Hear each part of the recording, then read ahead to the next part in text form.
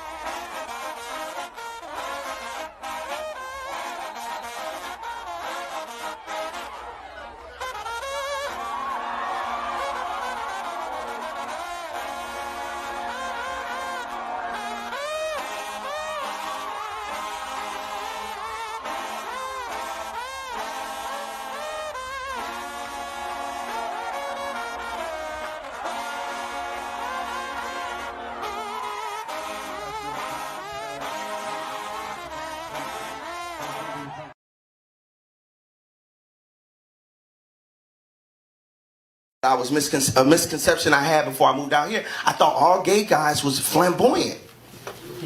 So I thought all gay dudes were flamboyant, man, and come find out they not. They come all different types. Some of them act just like me, talk just like me. You will never know it. I didn't know. I went on a gay date and I ain't know it. Like, wait, hold on, hey bro, let me tell you what happened first. I'm not gay, I'm just gonna let you know what happened. Cause I didn't know he act like me, talk just like me. I play a lot of basketball. I was gonna go to the NBA. I'm like, no, I'm gonna let LeBron have it. I'm gonna go and do these jokes at the Laugh Factory. That's why I'm doing comedy. I can hoop. So long story, I'm hooping one day. I don't know if you go to open runs for, you know, men and women, open gym. You pick your five, somebody else pick their five. The winner stay on. So I'm at the gym. In Hollywood, I'm at the gym. This dude, 6'5", walk in. I'm like, oh, he on my squad, off back. You know what I mean?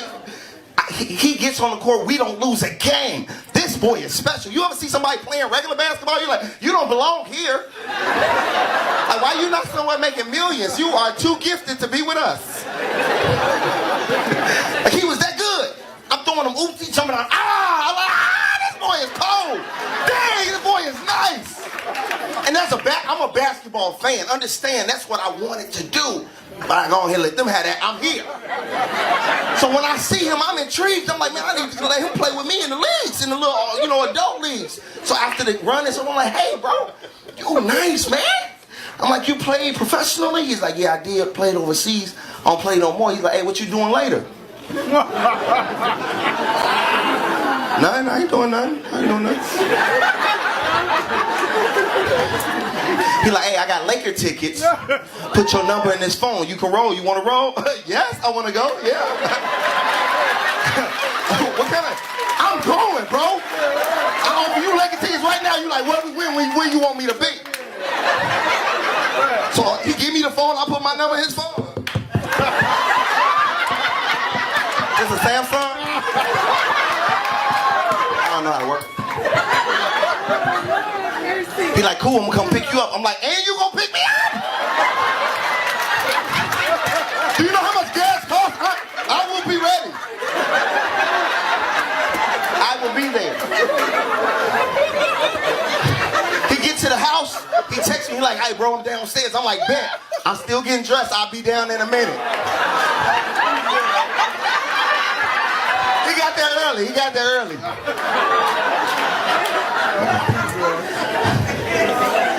He come get me, man. I come downstairs and he had the new Tahoe truck. I don't know if y'all seen the new Tahoe truck, but it's a nice truck. And when I came downstairs, the passenger door was open.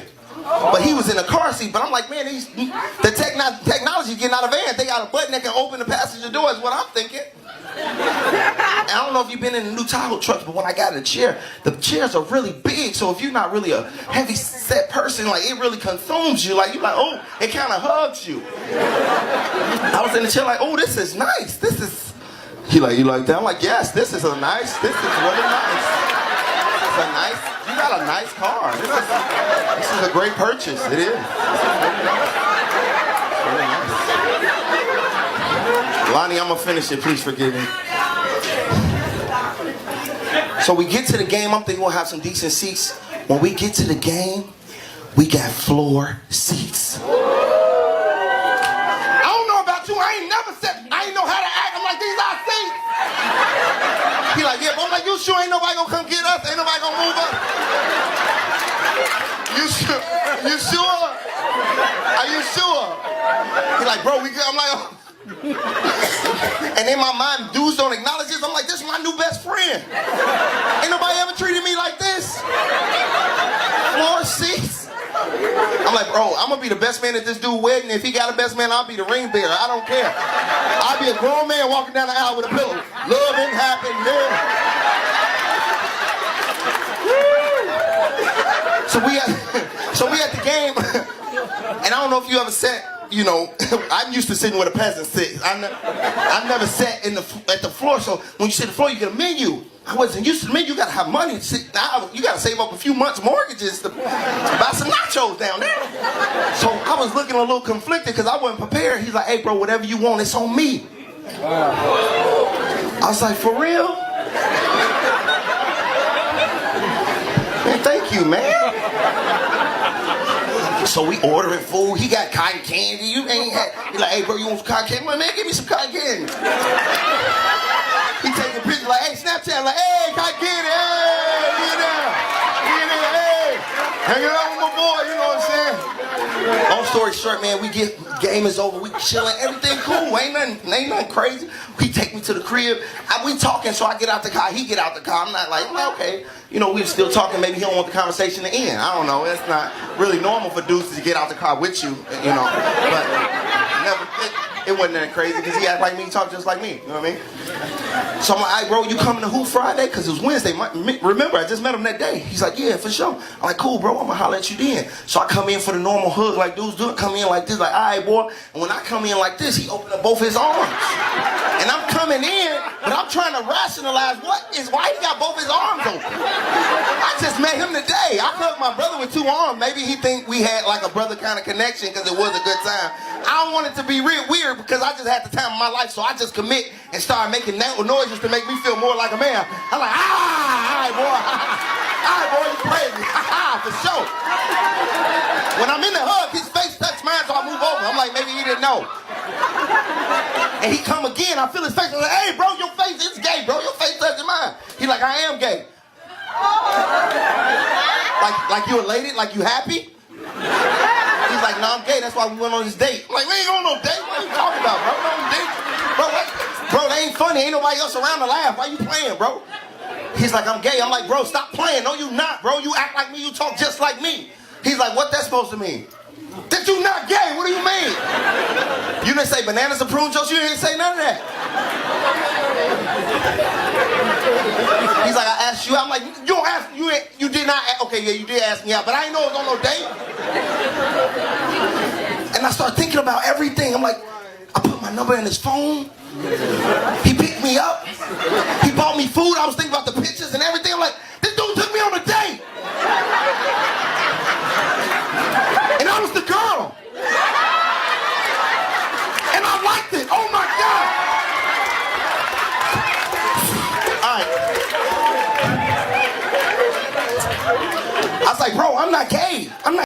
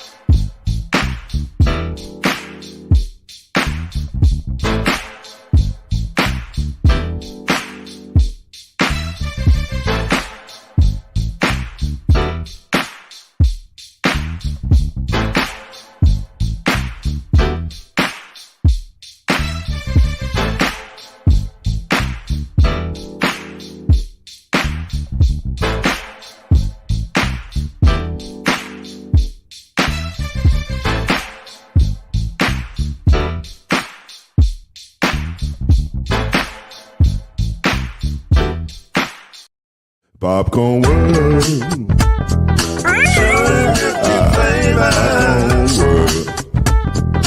Popcorn world. Yeah.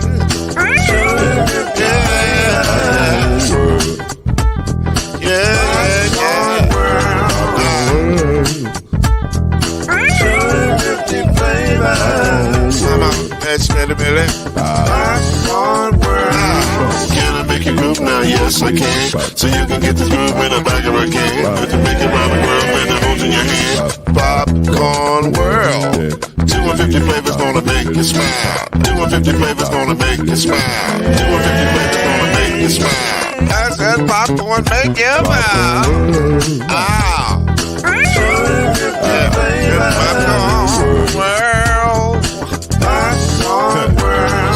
Popcorn world. It's a popcorn world. It's a popcorn world.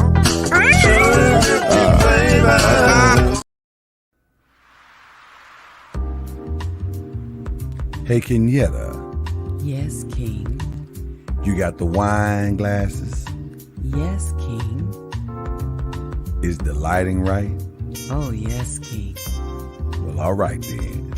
I guess it's time for Uncorked Wine, live on the Noisemakers page. Grab your glasses and let's go.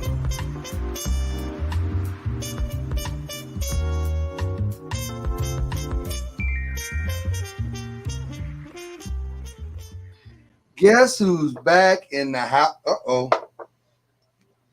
Just when I started to talk, my microphone came loose. That's crazy. Can you hear me? Can anybody hear me? Yes, we can all hear you. Well, guess who's back in the house one more time. Okay. It's us. The fam bam is back. Yes, sir. Let's go. How's everybody doing? Good. On this holiday weekend. Oh, it's a holiday?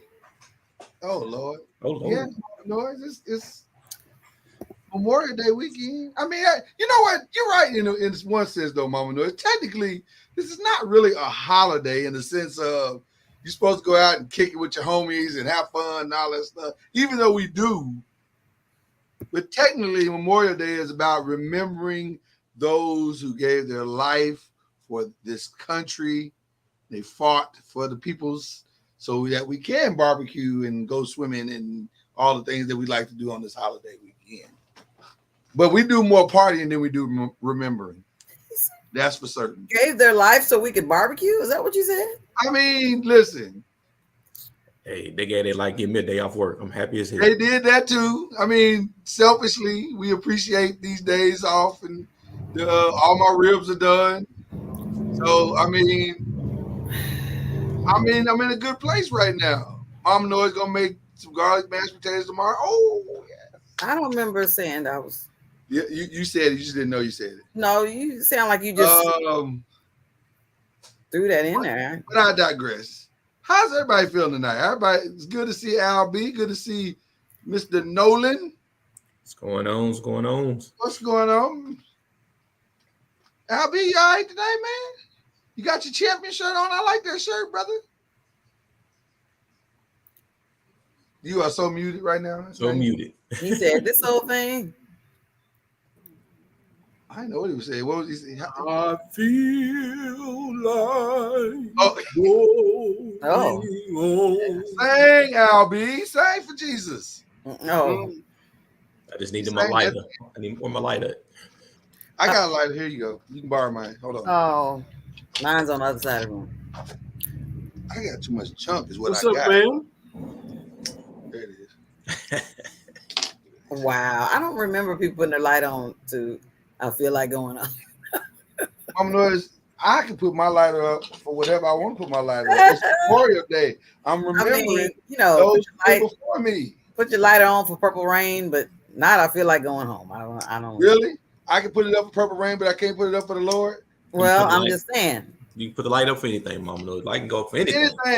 I mean, I never got the rules. Into thing. Oh man, I'm feeling good tonight. I'm in a good place. I feel good. My drink is gonna be delicious. I'm excited about life. It's good stuff going on, man. So let's do what we do. Shout out to the noisemakers. It's good to see y'all. Those who are in here in real time, those who will go back and rewatch later on tonight or tomorrow. Good to see y'all. Yep. We survived Mother's Day. Man. It was a lot going on. Did I have a truck the last time we were here? Did I announce noisemakers? You still the last time we were here, yes, but the last time we spoke, no. Okay, I do have a truck. It did not break me as I thought it would, and I am so grateful. Hey, Shanana. It wasn't nearly as bad as I thought it was gonna be. I'm grateful for that. So I was able to keep some of my money. Oh my gosh. Listen. It's been a good week. It's been a good week. Listen. So let's start with where we start. What is we drinking tonight? What is we drinking tonight? I'm gonna say Mama Noise got a wine. Oh, always. This is true. Always. And I don't know why. Either that or Harder Mike. Harder Mike. Oh Lord. You know what? If I had not been feeling well, I would have got me one of those, but I did not. You are correct. I do have the Stella Rosa Black Cherry. You got the black cherry. All right. Okay. Black cherry. All right. Albie, what you sipping on tonight? Well, in honor of Memorial Day, got a little red, white, and blue smoothie with a little vodka. Oh, you were patriotic. Hey, Kathy. Hey, Kathy. Okay. Al, I'm in the mason jar. I'm in the. We Mason John today. I didn't mason jar. Memorial Day. I didn't mason jar. You can if you like, but I didn't mason jar. I'm about to go find one. A Trailer Park China. Gonna have to find me one, man. I'm about to go find me a Mason cup. Oh my gosh! Don't do it. Don't succumb to peer pressure. Don't do it, Gary. I'm going to peer pressure, man. It's been a long month now. Oh. What you sipping on, brother? I got a 48-hour furlough, so that is hilarious. I'm trying not to sleep for at least 40 of them. But considering I didn't get a chance to go to the store today, so I just raided the bar. I didn't need little Scotch whiskey. I'm gonna go little deep. Wow. You don't need to go to the store. Just turn around. Mama Noise, he likes to try different things. He likes to branch out. He's got plenty of different things. I forgot I had it on my bar. Right. Let that man be great. I'll be looking at the bar saying, I'd want to try that and that and that. I'm about to re-up the bar, so I'm about to change it. So Mama Noise, you know what they call that? What's that? A problem. You say you want to try that and that and that. Look at all the options. It's practically a store. I'm gonna change up a little bit. So hopefully by next time I'm on, at least a couple weeks when I'm home again, it look a little different. Right. Okay. New alcohols. All right, and then of course, I'm doubling back to something that I think I've pretty much fallen in love with.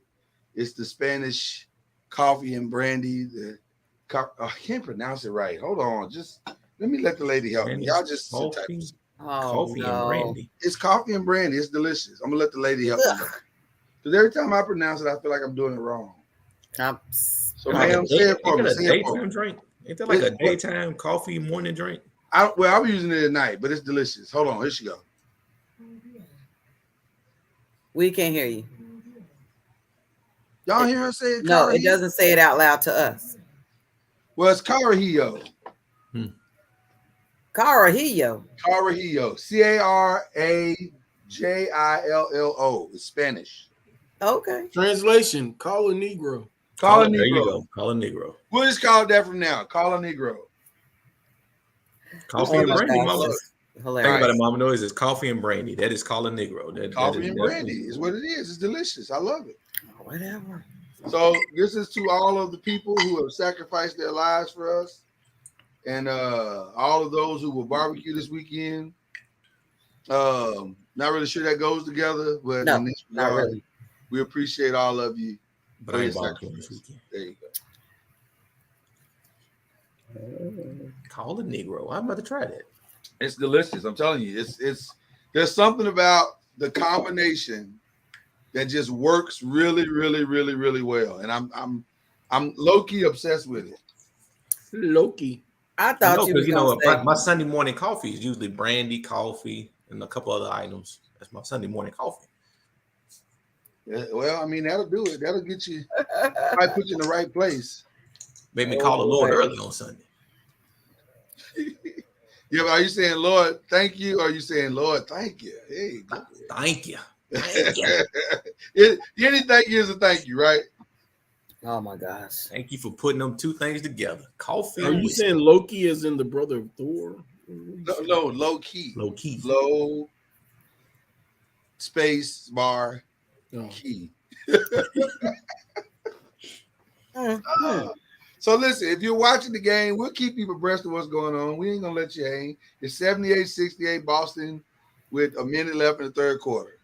So there you go. Miami. Miami got to get it together. They Jimmy Butler's struggling, but they're only down by 10. There's plenty of time left. So there you go. All right.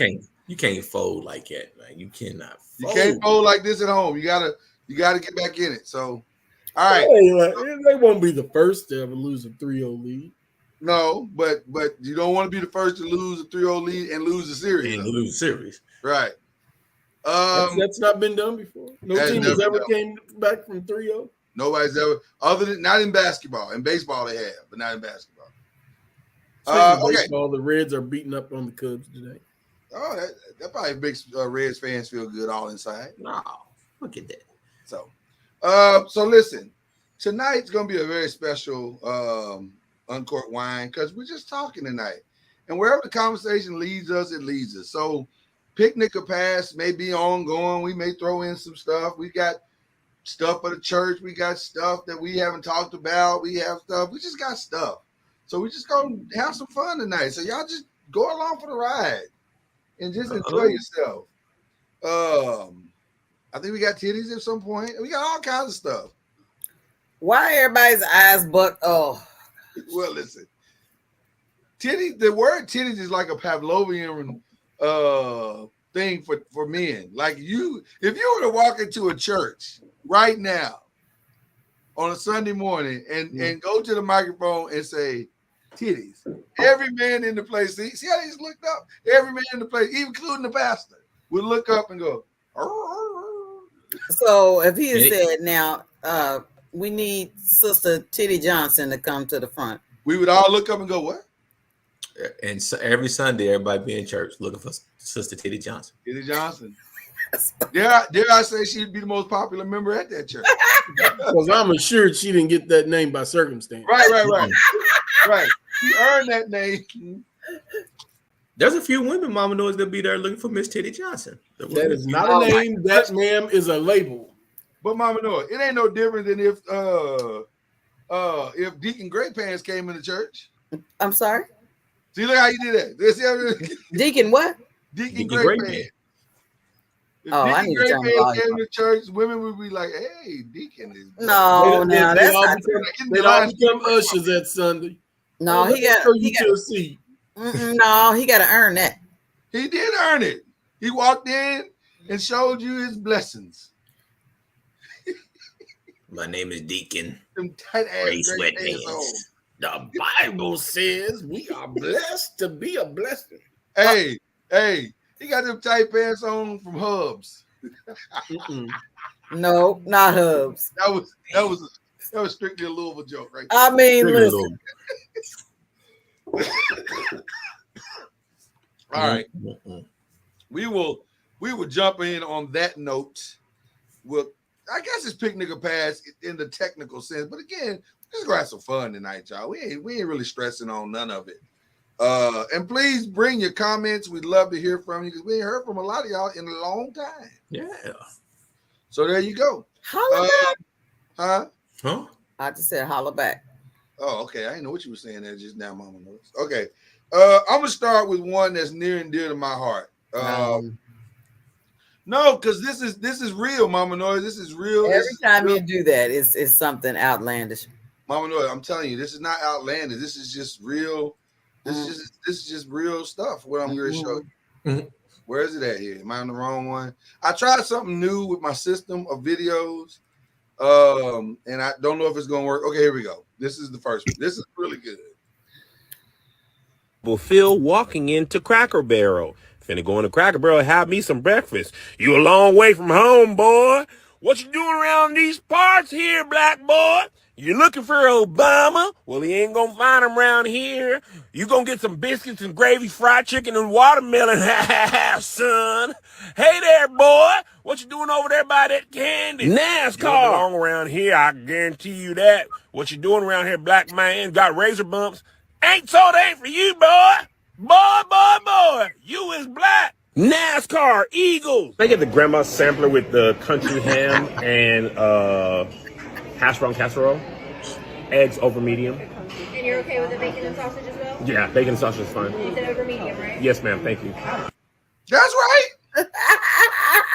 That's literally my experience every time I go. Stop it. Mama Noise, they can be playing the most racist shit over the radio. They can call me, they can walk up to me at the hosting table and say, nigga, do you want me to take you to your seat? And I would say, thank you. No, no, you wouldn't. You order them pancakes and hash brown casserole with that thick ass bacon. I do not care. I will walk through the racism for the Cracker Barrel experience. Well, see, what you need to do is call it in. Call in your order. No. Listen, you need to call in your order with your code switch and then go there. Nope. Freak them out when you walk in. Listen, they clearly cook better when they're full on racist. So I don't want them changing. I don't want them changing who they are to accommodate me. I just need you to get my pancakes right. Pancakes are not even that good. I do not like their pancakes. What? Mute yourself. Mute yourself right there. I don't like pancakes, so. Oh well, see then you can't really be the person to speak on this. I love pancakes and I love, but see, I don't have to go as much to Cracker Barrel now because Mama Noise done mastered their pancakes. Mm-hmm. She figured out how to get the little crispy ring and the whole nine. She's a beast with it. So she's saving you from racism. Yes. I mean, I guess in a sense she's like my Harriet Tubman. What the? I'm still going in. I'm still going to say, yeah. Not the look. What is your special today? I don't care. I'm Kel. I walk right through that shit. I do. Yes, I'd like your finest table. Ma'am, do you have a seating in front of the fireplace? That's all I'm saying. Anthony Bruce, Lloyd talking about he gonna bust up in the Cracker Barrel regardless. All up in the Cracker Barrel. Him and Al talking about I don't care. I do not be close care. to the fireplace. Do y'all want me to sit at the checker table, the little checker table by the fireplace? Okay. Your white robe and hood are dragging on the ground. You oh my gosh! Right, I'm here to help. I'm here to make things better for you. Oh my God! Stop it! Can't do it. Can't do it. Whatever. Bring me my pancakes and that hash brown casserole. All right. Bring me my pancakes. All right. Let's get to some other stuff. My gosh. Her body, he chiseled her breast, he chiseled her arms. Come on, church. The Bible says suck her breast because you need some encouragement. It's in Proverbs. It says let her breast be sucked at all times. Come on, maybe you won't be so depressed if you suck the breast. It's in the scripture. It's in the scripture. I can't do it. Mama Noise. I first of all, I fully appreciate a well researched scripture. I mean, researched sermon. He knew his audience in the church. He knew his audience. He knew his audience. Except for the old woman, he knew his audience. She said, maybe you won't be so depressed if you suck on them breasts. And she made her way to the exit. I do have a theory that a lot of women in church are sexually repressed, and that's why they're so angry. Mm. I think there's a lot of truth to that. They can fix their problem, dude. It's not hard. Yeah, but they be feeling guilty. You know, they be like, I don't want to touch myself because the devil might come in or something. Listen, I saw a commercial for the rose. Let me tell you, I didn't know nothing about the rose, but I saw a commercial for it, and all I saw was a lady's hand come out from under the sheets saying it just snatched her soul. And I said, "What is this? What kind of contraption These is women this?" swear by that rose. They swear by it. I said, They "Oh swear my by it. They be goodness. like, This is not right. This ain't it. I don't think this I don't need anything that has a definitive competitive advantage over me. I don't need that. I don't need, who am I, John Henry? Like, what am I supposed to be?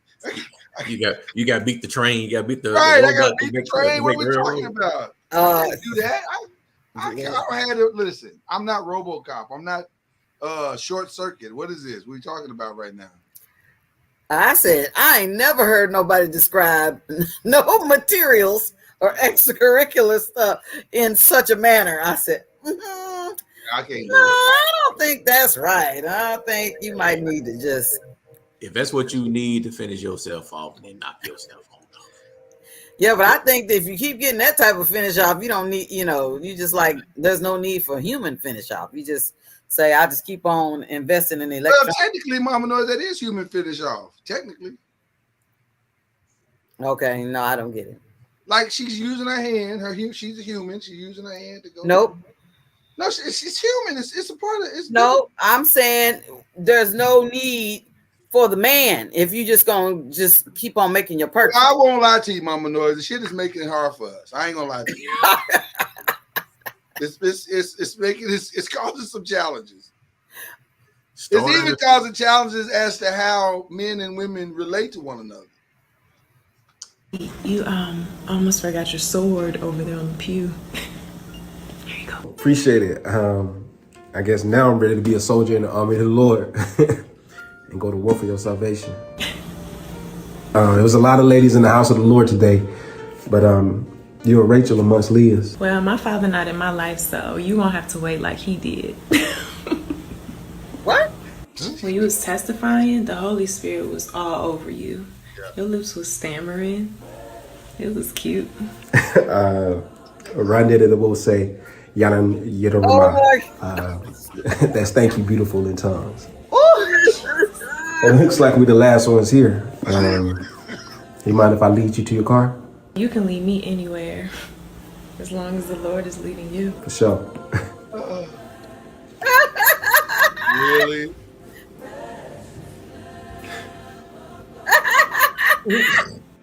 Really? Oh my God! Really? Is that what we do it now? Gotta fake it till you make it, man. You gotta fake it. He was spoken tongues. He said, translation, that means thank you. That means you're beautiful in tongues. Oh my goodness. Well, they say he's supposed to have an interpreter around, so I guess he was like, you know. But rarely do you interpret yourself. Oh my God, that's hilarious. Whatever you gotta do to get yourself. Oh my He got God. in. He worked that thing. Listen. He said, out of all the women in church today, It's because she was last winner. Gary. That was funny. Oh my gosh. Oh wow. Anthony Bruce said, is that young Jay? Jay No, Joyner. that's definitely Jay. That was young Jay. young Jay Joyner. That's how Jay used to get him at the baptism. Yeah, wait for that last girl to leave. Hey, they'd be like, Jay, how can I be with you? You have to purify yourselves in the waters of the baptismal experience. And that Mississippi water. That Mississippi water. Oh my gosh. That is Jay. That was young Jay Jordan at his finest right there. Listen, I believe it too. Shout out to Cuz. Knocking these girls down one scripture at a time. I ain't mad. Oh, that one. Now, I do have some other controversial things that are a little more stuff that's a little more controversial. Oh, okay. Y'all just tell me your first reaction when you see this. Mm-hmm.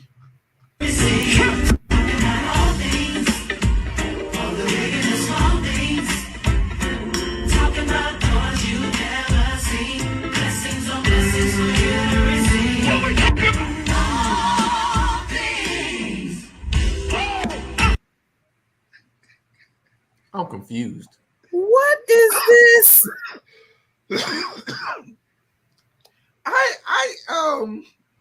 Church with R&B. I mean, I'm confused. Morning inspiration. I was a little confused too, bro. But there was a lot that was confusing me. Like, I don't know. Like, it's the muscle shirt. It's the. I mean, I didn't know if I was watching. It's the Usher body rolls. I didn't know if I was watching some Magic Mike or what was happening. If you don't play the background music, you literally think you watching the video. Right. Or something else. See. So that Al can make sense of it. Al, just make sense of it for us. That's what I'm not. I don't know why y'all surprised. This is typical Kirk Franklin. He's been doing this for 20 years. Yeah, but I with the muscle shirt trying to show that he's tightening up instead of being the little he used to be really. Kirk Franklin was wearing them tight suits before they came in style 5-6 years ago. That is true. Kirk bring back that Eddie Long. Between him and Eddie Long, they were wearing skin tight. So yeah, I ain't surprised. No, I agree with Anthony Bruce. It was looking like some Chippendale. Listen, everybody gotta be saved, Mama Noah. Everybody. Well, I know. Whatever it takes to get them into the church, Mama Noah.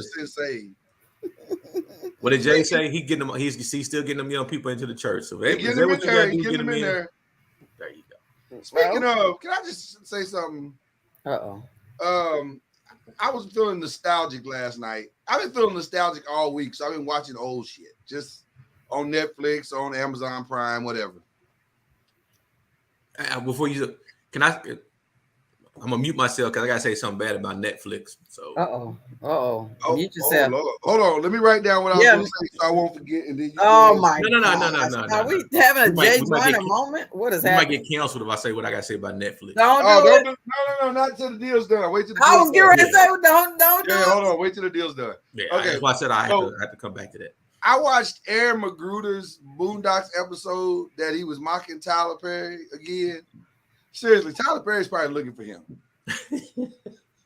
I don't know if you've seen the episode where he takes a character called Ma Dukes and mocks Tyler Perry. We've talked about it before, but like seriously, he should be looking for him. Like if he ever catch Aaron Magruder in the street, he's whooping his ass on site. It is on site. Haven't seen that in a while. Oh my god, bro! I was like, yo, he is just. Is that the Thugnificent? No. It's the one where he mocks him and says that basically the Tyler Perry character created Medea so he could cross-dress for Jesus. And then he could be with men for real. Mm-hmm. Like he clowned him. Like he really should be in the street looking for him right now. Like he should have dudes. Got ratted.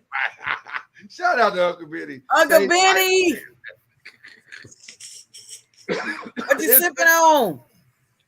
Yeah, it was a lot. So I just had to get that out real quick because I was feeling nostalgic this week. I think I seen it because it was different guys was trying to get on his projects and stuff like that and some shady type stuff was happening. Listen, sometimes in this Christian thing should be shady. I don't even believe in God. Just be a few moments or it won't take that long. Get out of here. I'm sorry, so you have a good day.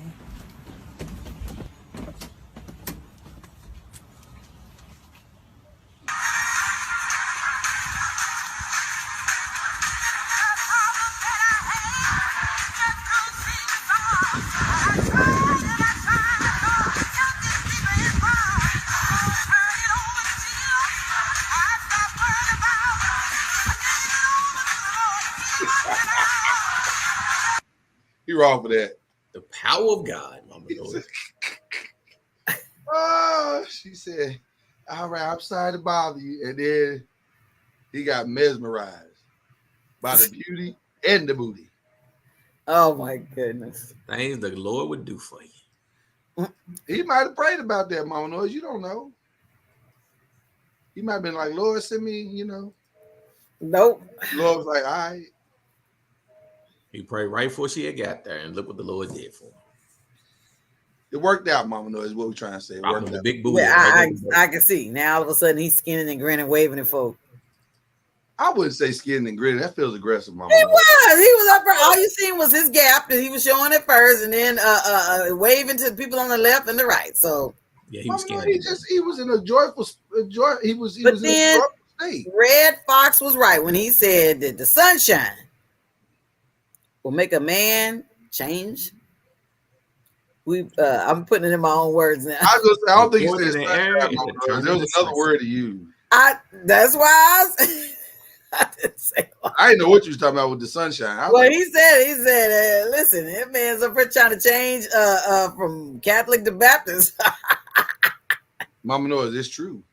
Oh many a man has converted to a different mindset strictly because of the booty.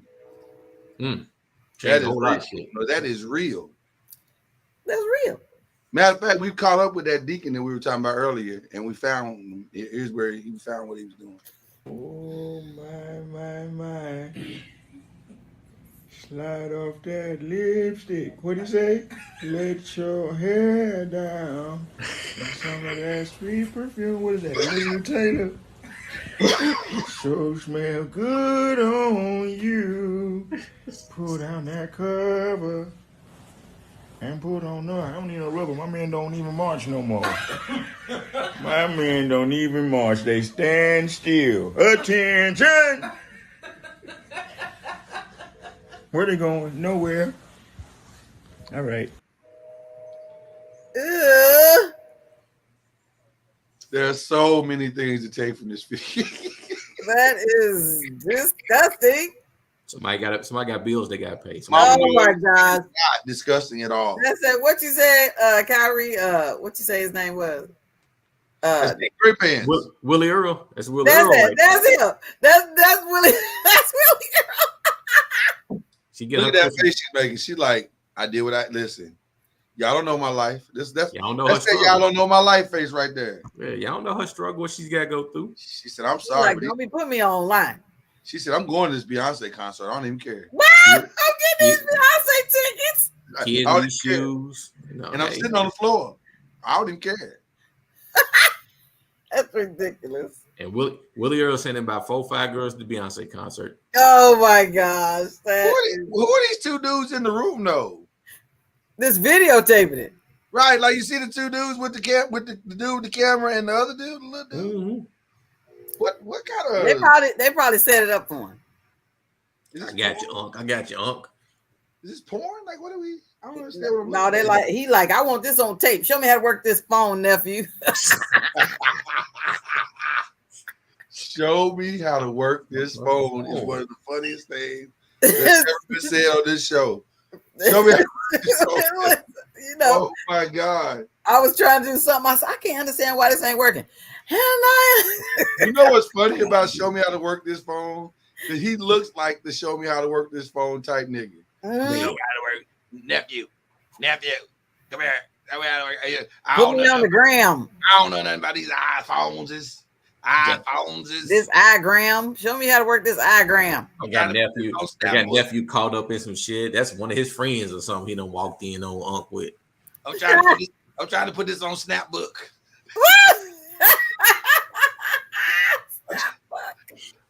I'm trying to put this on Insta Twitter. What is it called? Insta Twitter. Oh my gosh. That's Willie Earl for you. That's Willie Earl. That's Willie Earl. All of those being actual factual. That is Willie Earl. Don't know the name of nothing, but he just be calling it out.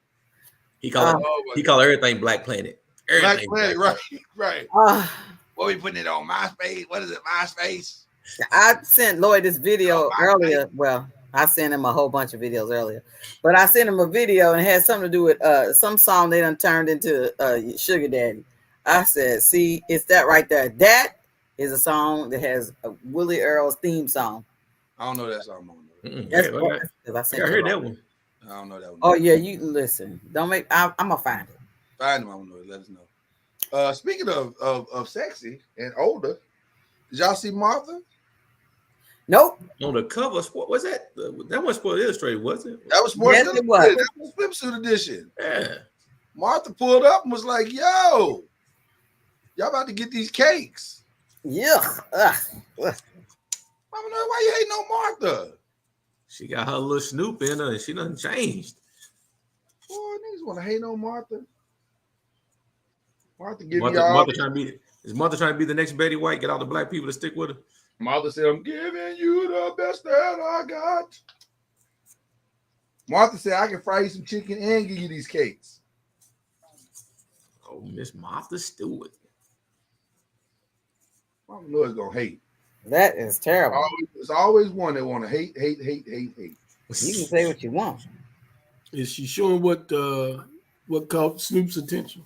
That's right. She giving you this. She giving you all the cakes. Did she? She's all the way out. Hold on. Let me go on and pull Martha up for y'all. Oh no. No, Mama Noise. Don't do that. Don't be like that, Mama. I Noise. am gonna say oh no. That's like well, I ain't gonna say it because y'all gonna be like, that's cold-blooded, but I'm just saying. It is cold-blooded. I would. She made the cover. They put on the cover for a reason, Mama Noise, because she got what it takes. They didn't have nothing else to do. It's always one, man. Okay, I just sent it to you since you talking about you didn't know where it was. Hold on. Here she go. There's Martha right there. That looks like Kim Kardashian. For an 81-year-old woman, that's not bad. Oh. There she go right there. Bam. She should at least had some breast augmentation. No, Mama Noise. She said, "I'm giving you down to the belly button." Ain't she like 70 something? I thought she was 81. Is she not 81? Oh, she could be. I don't know. Let's find out. Y'all talk amongst yourselves. I'll tell you exactly how. Yeah, I thought she was in the 80s too. I'm with that. She I could be very wrong. well be. She's holding up well for 80 something.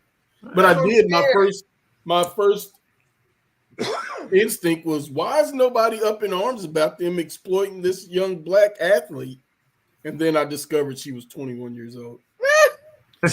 Talking about Alexis. I mean, yeah, ain't that her? What's her name? Oh, from LSU? Yeah, Reese. Oh, Reese. I'll tell you why they ain't up in arms, because they paid her. But she's 21, and I was thinking she was younger than that. I was thinking she was younger than that, like a freshman, sophomore, 18, 19 years old. Yeah. Yeah, Martha is 81, born August 3rd, 1941. Yeah, you augment that. Yeah, Mama Noah, you hope to still be giving these brothers these cakes. I'm not trying to give these brothers nothing. You might be trying to give me the cakes at 81, and I'll take them. I didn't say that you couldn't. I just said I'm not trying to serve it up for a public platter. Mama Noise, TOP at any time in time is a good time. Martha might be a single woman. She could serve it up. Be. You know, she's trying to serve it up because she had it on ice when she was in the pokey. TOP at any time is a good time. She ain't no snitch. She's a real one. She did her time. She's a rider. She's a thug. She's gangster. She'll ride or die. Look, she ain't got nothing hanging over her head. And she ain't got nothing. And she got some money. She's out here just getting paid now. She's out here getting paid. She said, I'll go to jail before I give up these stock tips. That's right. Let them things sag, Martha. I ain't mad at Martha. Do your thing. Let them chains hang low. Wobble to and fro. Hey, they all can't be perfect, y'all.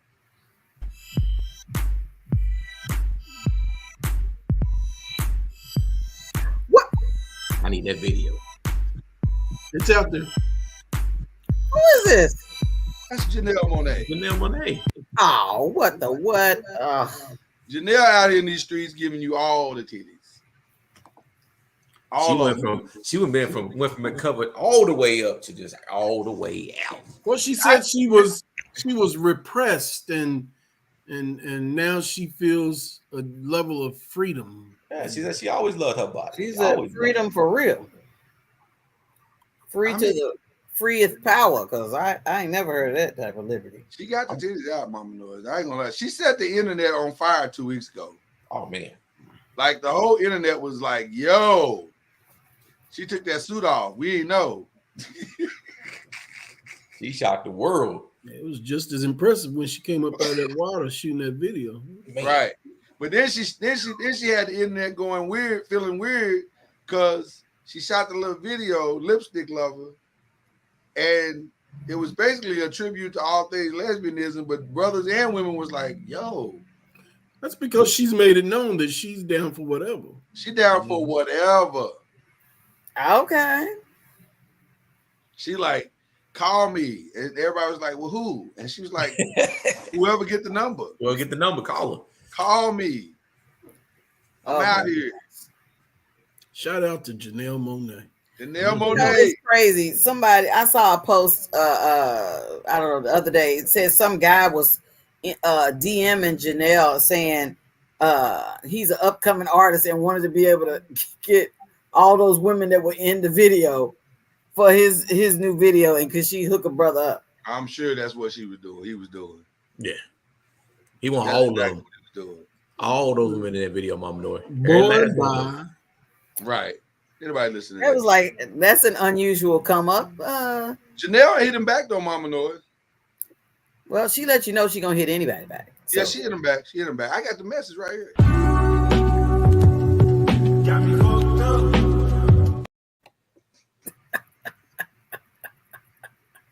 She's like, nigga, please. Oh my gosh, I can't do it. Nigga, please. I know a nigga when I see a proud nigga. of her, though. I mean, the way she came out, just whoo. She came out there. She listened. She didn't hide nothing.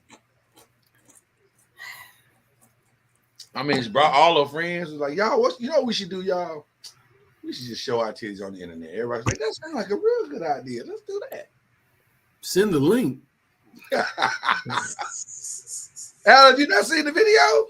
I have, bro. Oh, okay, I was gonna say. Now, look, it works for some people. It don't work for everybody. Don't work. No, don't work for everybody. The OG funk bandit, who's the beat to the R-A-T. And in fact, if you ain't heard of me, take a seat, lay back and listen as I bust for your ass on this 4 to 5 minutes. Just kick off your shoes and relax your feet. That's right. I don't really. I'm very disappointed. I'm not disappointed. I'm not, because I'm not shaming her. Listen, you gotta get your money how you get your money. And it was like, listen, you gotta perform. We can't just give you a check. And she's like, but I'm pregnant. They was like, yeah, but you gotta come perform. And they was like, all right, so y'all go get these pregnant cheeks. Nope. I don't know what that looked like. It looked like some type of. It looked like an adjustment, Mama Noah. She made an adjustment. It happens. People make adjustments all the time. Okay. Should have been perfectly fine without the adjustment. You could just left the shirt as he is. I mean, that's all I was saying. Mama, thank you, Kyrie. I'm sitting there saying all this trying to put a donut hole in the middle and stuff. Mama Noise, you know it'd be hot. There's 2 problems that a pregnant woman had. Number 1, it'd be hot as shit. Oh, please tell me what they are, since I don't know. I'm gonna tell you. It'd be hot as shit. You know that. And then trying to find some clothes that fit. She fixed both them problems. But like Kyrie said, you could have just wore a bigger shirt. You ain't gotta put a big old hole in the middle. It's called air conditioning, Mama Noise. No, ain't no air conditioning. Well, you know what? Y'all won't let her be great. I ain't mad at Brat. You did what you had to do.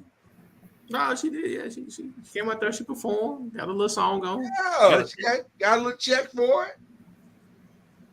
I ain't mad at her. She had to do what she had to do. It's hot. That Mickey Vicky. She showed a little under boob and everything. I mean, so I mean, I'm still conflicted because I thought like the roles were pretty defined.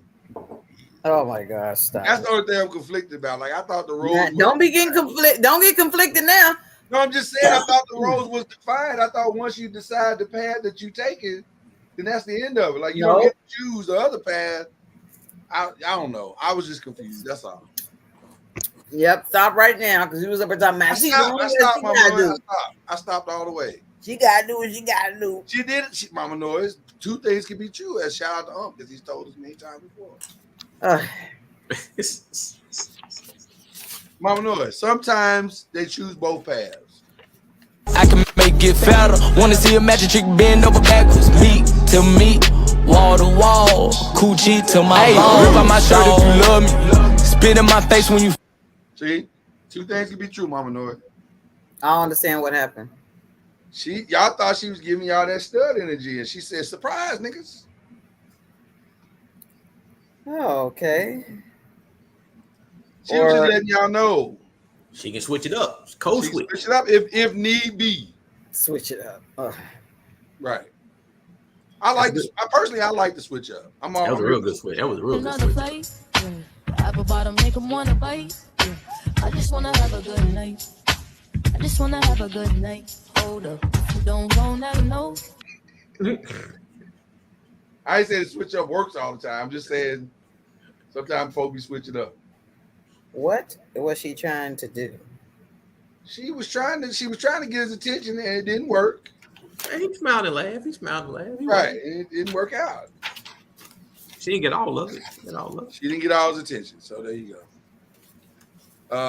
But you try it, and if it works, it works. If it don't, it don't. It happens. Hey, you gotta get that. You gotta put that shot in at least one time. Listen, sometimes you gotta stop folk from getting the attention. Another girl staring at him, so I did this. That's not right.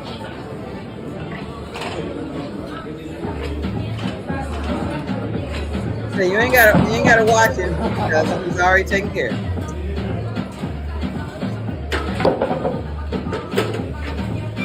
Is their relationship already in trouble? Yep. Mm-hmm. Like they're not gonna make it, are they? You can't let him go to the gym. But Somebody gonna peep him lifting weights. That relationship doomed from the start. She like, I'll fix it. And yeah. He never go to the gym by himself. Ever. I mean, God, dog. She sit on his lap. That's a serious insecurity. Fam, can you calm down, please? Like a little bit, at least. That's something. At first, I thought he was gonna be lifting her when she first did it, but now he starts doing the bench press. I was like, well, shit, that's just right. That's a lot. Mm-hmm. That felt unnecessary. Shout out to the real ones who know how to put it down. Whew. I gotta go wipe off. Whew. I gotta wipe off.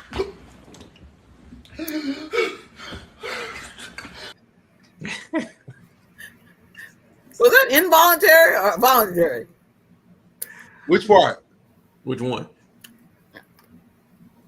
That looked like he wasn't a willing participant. No. You don't climb on somebody's face without permission. Well, I mean, he the way he looked scared and stuff and freaked out. Like, no, mama. Was I dreaming or this really happened? Oh, it happened. He allowed it. He allowed it to happen. He might have didn't have a face like he allowed it. He might have been asleep, Lloyd, and she called him. That's sleep. what I'm saying. He didn't. His face didn't look like he looked like what just happened. No, what you're not gonna do is catch me off guard, and surprise me. He woke up with it all in his face. I need to know exactly what you're doing. Don't be surprising me. Wake up, nigga. Right, sir. Get your ass up. Oh, y'all be doing the same thing. I don't know why you trying to find. What was that, Mama Noise? I ain't know nothing. Y'all be doing the same thing. All that old tap on the shoulder. Oh, looky. Ain't no like wrong little tap on the shoulder. If some of that ain't even tap on the shoulder. Hey, cuz. Whatever works. What's up, cuz? You all right, man? Good morning. Good morning. What just happened? And then, by the way, congratulations, cuz, again. We're so proud of you. Raising a black child in America today. Getting them to graduation. It's a beautiful thing. Oh, congratulations. More for her, though. Congratulations. Right, he didn't do shit other than, she did all the work as far as the graduation part. As far as the graduation part, Mom, she turned them assignments in. Cuz didn't do shit. But as far as the other stuff, keeping her out of trouble and giving her a roof over her head and all that shit, he did all that. He did all that part. No respect. No respect. No respect. It's not okay. Beautiful thing when them graduations happen. Boy, you can't wait to get their asses out after that. That's what they say. Until that adulting starts happening, then they're like, "Can I come home?" You like, I was playing. I remember when I said I want to be an adult. You know how I've been tripping. My daughter knows she can't come back home. That's not true. She can come home. Why are you kicking that baby out? Mr. Noah, she knows it. She has said it herself. I can't come back home. You're right.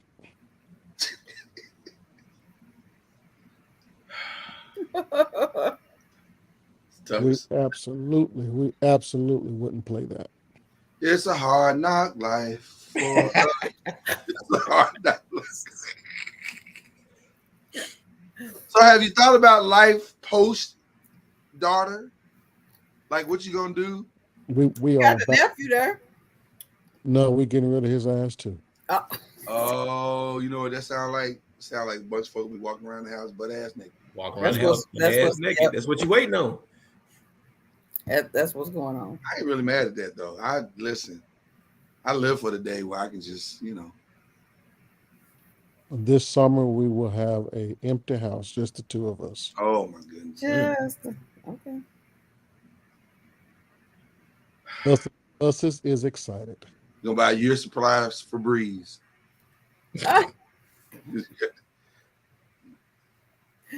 Oh my goodness.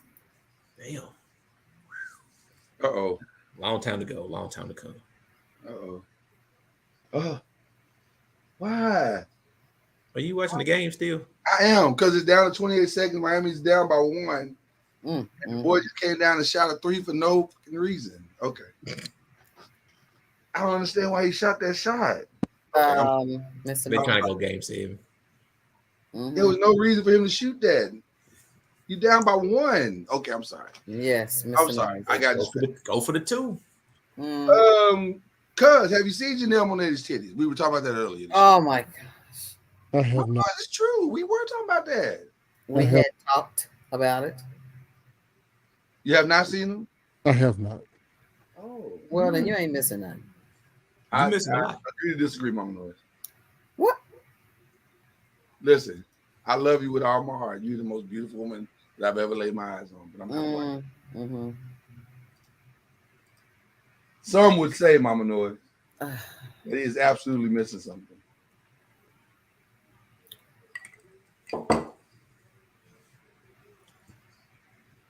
He had to cue it up, Mama. He had to go get the before picture and the after picture. Well, I only need one picture. The one where she twirling the titties. Oh my gosh, I can't do it. Mama, no, why are you taking this? When you say you can't do it, are you saying you can't twirl them, or you can't? You can't deal with us. What do you mean? Oh, now you want to speak up, Bartholomew? What you do ain't you said mean nothing all by night. you can't do it? I can't do it. I can't talk about it. Okay, I understand. No. Kyrie, turn up the volume. I'll just put it on full screen. We good, Mom. No, You know what, Kyrie? Oh my gosh. we want that good HD, that 1080p, not that 720. We want the 1080p. I'm just trying to provide a service. And that's why the service is taking so long to come up, because it don't need to come up. No, it's not that at all, Mama Noise. Matter of fact, I'm providing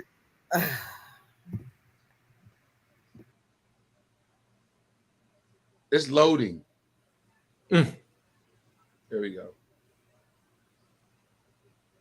Janelle Monáe. They don't want you to be great today. Hey, Shambhala Hosama. I don't even know. I gotta look her up.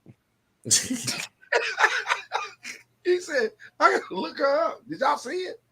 Nah, it just stayed on the. Yeah, we saw it. Oh, did it? Okay, it froze on my side. No, we saw it. Oh, well, we didn't see the video, but that's what I'm saying. The video froze on. Oh, yeah, the video froze. Yeah. Hold on, let me see if I can do it again. I apologize. Mama Noise, you ain't gotta be like that. Don't be like that. The Lord can't bless what you're doing right now. is she the one that did that lip song? The lipstick service. That is Lipstick correct. service, yeah. Being informed. That's garbage. You hear me? Well, the song ain't great, but some of the visuals are. song is straight garbage. But I like it that she's so free with her body. I think that's a beautiful thing. There you go. That's all it is. There's nothing wrong with freedom. Nothing wrong with freedom. Nothing wrong with freedom is what I heard Cuz say. Yeah, nothing wrong with it. Be free. Oh, you can come back, Mama Noise. Come on back. I mean, she's probably a little too free for America right now, too. Oh, she's very much too free for America. Okay, so I think Jimmy is about to shoot 2 free throws or 3 free throws. Free falling. No, this is important. This is important. I low key feel like I should share the screen, but I don't know if everybody take. Gosh. Now you don't want to get flagged. They try to flag some shit like that. All right, he's shooting free throws. Yeah, with showing 3 up seconds on the public. clock. 3 seconds on the clock. And they down by what? He made the first one. He's down by 1 now. He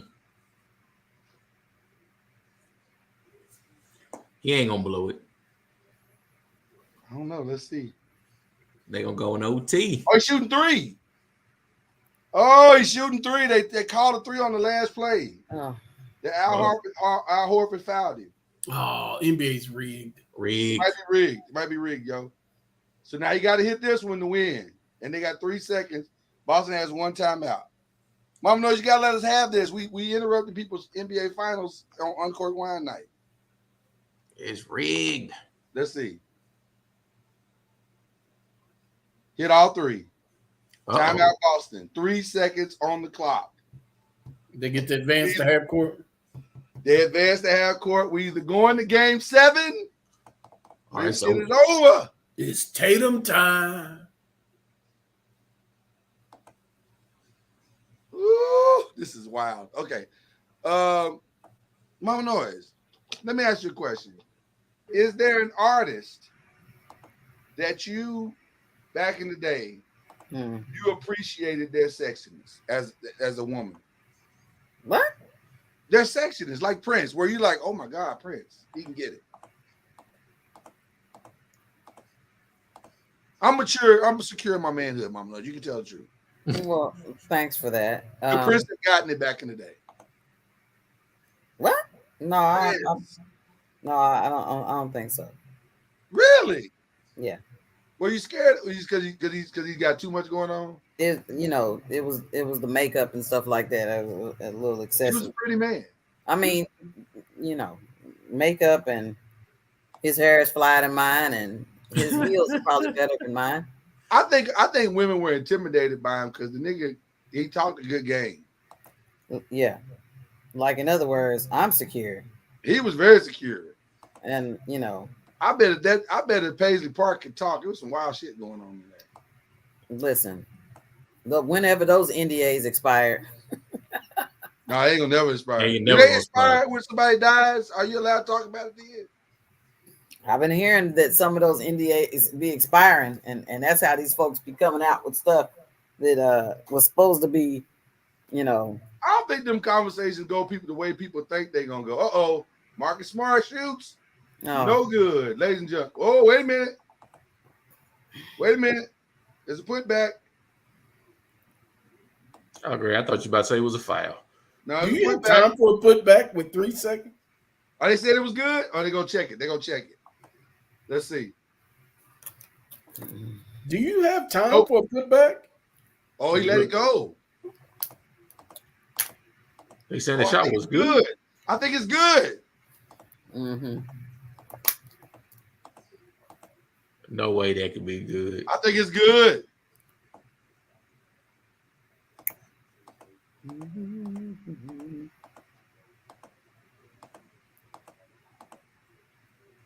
I think that's good, y'all. It's rigged. Let's see.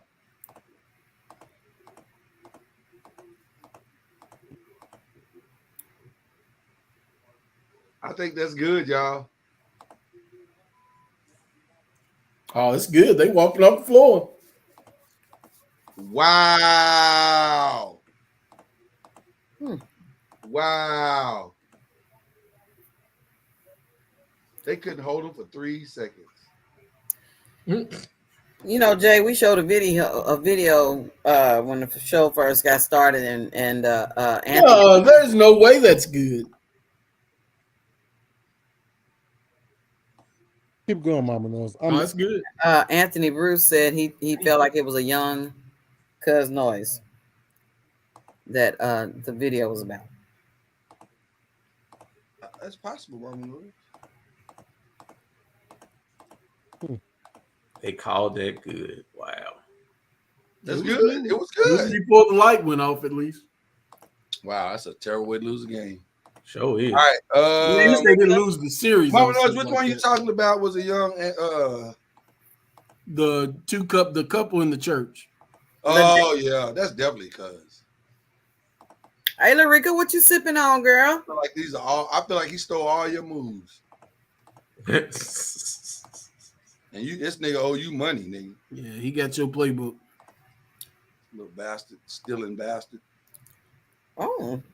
No, because I don't like how you just be stealing from Cuz Noise and don't be giving him no credit. Okay. You're supposed to lead with that shit. Like, I got this from Cuz Noise. Uh-huh. Hey, you almost forgot your sword over there on the pew. Appreciate it. I guess now I'm ready to be a soldier in the army of the Lord and go to war for your salvation. There was a lot of ladies in the house of the Lord today, but you and Rachel amongst Leah's. Well, my father not in my life, so you won't have to wait like he did. When you was testifying, the Holy Spirit was all over you. Your lips was stammering. It was cute. Rondetta will say, Yanan Yedorama. That's thank you, beautiful in tongues. Oh, Jesus. It looks like we're the last ones here. You mind if I lead you to your car? You can lead me anywhere, as long as the Lord is leading you. For sure.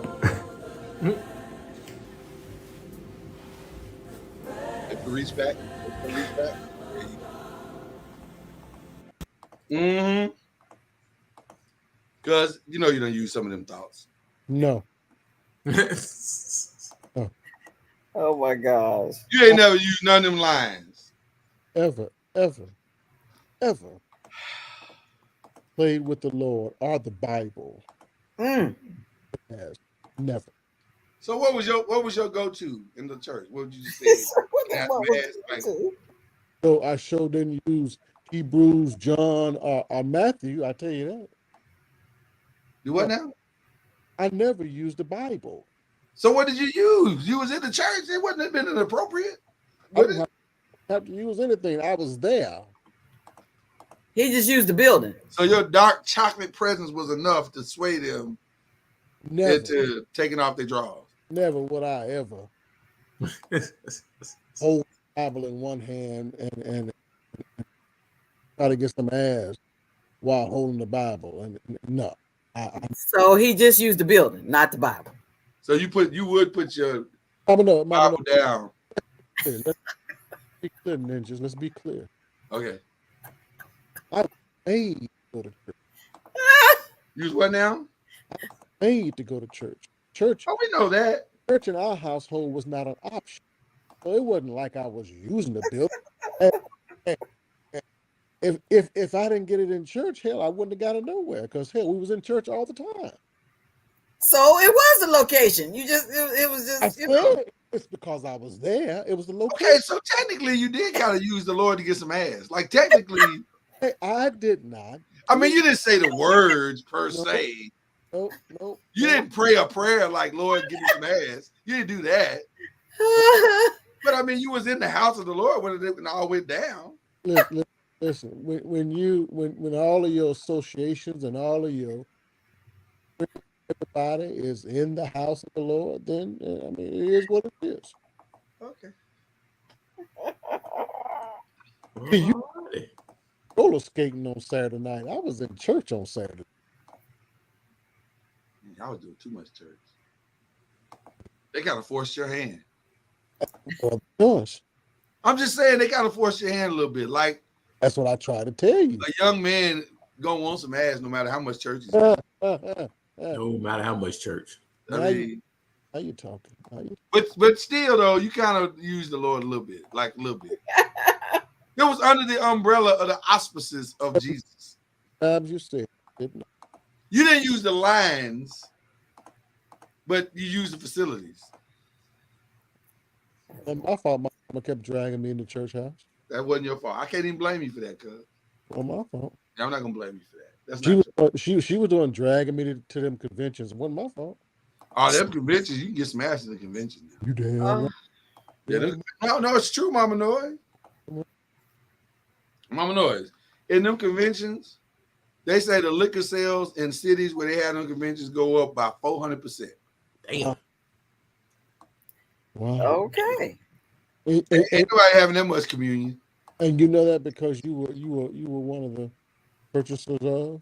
No. I just went to some of the conventions. 400%. And you didn't partake in the No, I was too young for that. Oh, okay. Yeah, I wasn't too young for the ass part, but I was too young for the liquor. You was going to state conventions? Oh yeah, absolutely. Yeah. Absolutely. And it wasn't always my church. Like I would go to other people's churches, denominations. You're like, hey, what y'all doing over here? I agree. What's wrong with that? So there you go. Well, no, Mama knows I never carried the Bible. Okay. Listen, I don't doubt that you know. I mean, I believe that you weren't carrying the Bible. I just said the location was your location. Was there a Bible nearby as the act was being fulfilled? You know, it was probably a hymn book also. A hymn book. There you go. It was probably.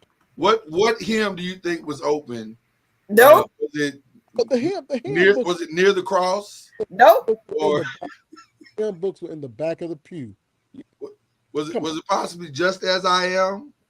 Oh no. Nope. Back of the pew. You know how that works. Was it possibly Marching to Zion? Because everybody needs a euphemism. So oh my gosh. I'm just trying to understand what hymn would be appropriate. You keep saying the back of the. You going down a bad rabbit hole. You going down a bad rabbit No, hole. I'm just trying to understand. What hymn would you sing in this moment? Lord is Amazing Grace. Nope.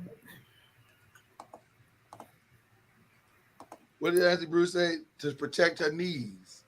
That sounds aggressive. Oh, no. That sounds very aggressive.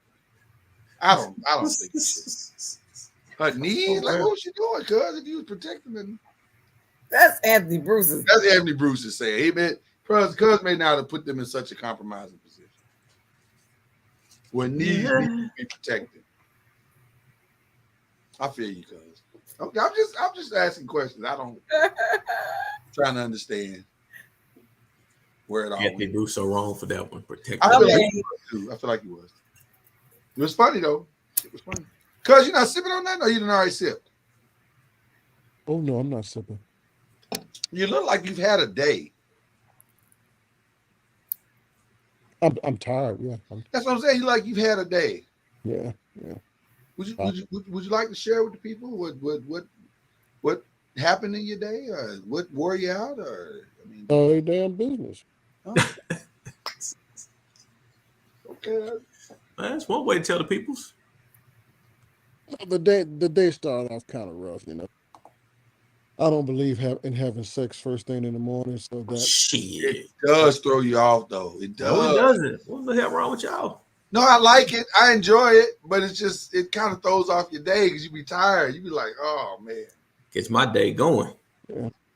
I'm opposite. That's gonna be wearing me out. And the wife. Oh my gosh, Gary. Damn the coffee. It's just a lot. I like around the house. You finally got all the ninjas out the house? No, that's later this summer. No, I'm talking about the guests. All the guests. Oh. Okay. Yeah. Because niggas want to stay a little longer. Call it celebrating. Oh. So you put all that after YS says, what y'all doing later? Like, get the niggas out. I was supposed to be in Mississippi this weekend, but I don't know. Shout out to Mississippi. The crooked letter. I'm trying to figure out how I still throw y'all day off. Well, it's just that you be tired. Like It's like going to the gym, bro. It is like going to the gym. You just but I be ain't like, tired after that. You got all your energy. well, depends on what kind of lift it was that day. It's gonna be a good lift on that day. like depending on what I was lifting, it could be, It's it's a full body workout. So like on leg day, I'm tired, but on arm day, I'm okay. See, that's why you do a full body. Leg day. Leg day, I'll be like, ooh, this was a lot. So, Kyrie, would you rather start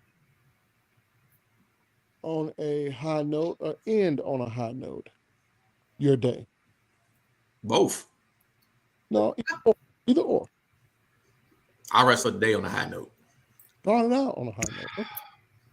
Because it means I ain't gonna choke nobody when I first get to work. I'm a ender on a high note kind of. And see, I'm moody.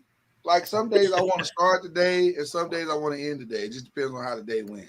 I gotta start the day on a high note, man. If I don't start the day on a high note, it's rough for people. But see, if I get up early, then I probably ain't got a whole lot left at the end of the day.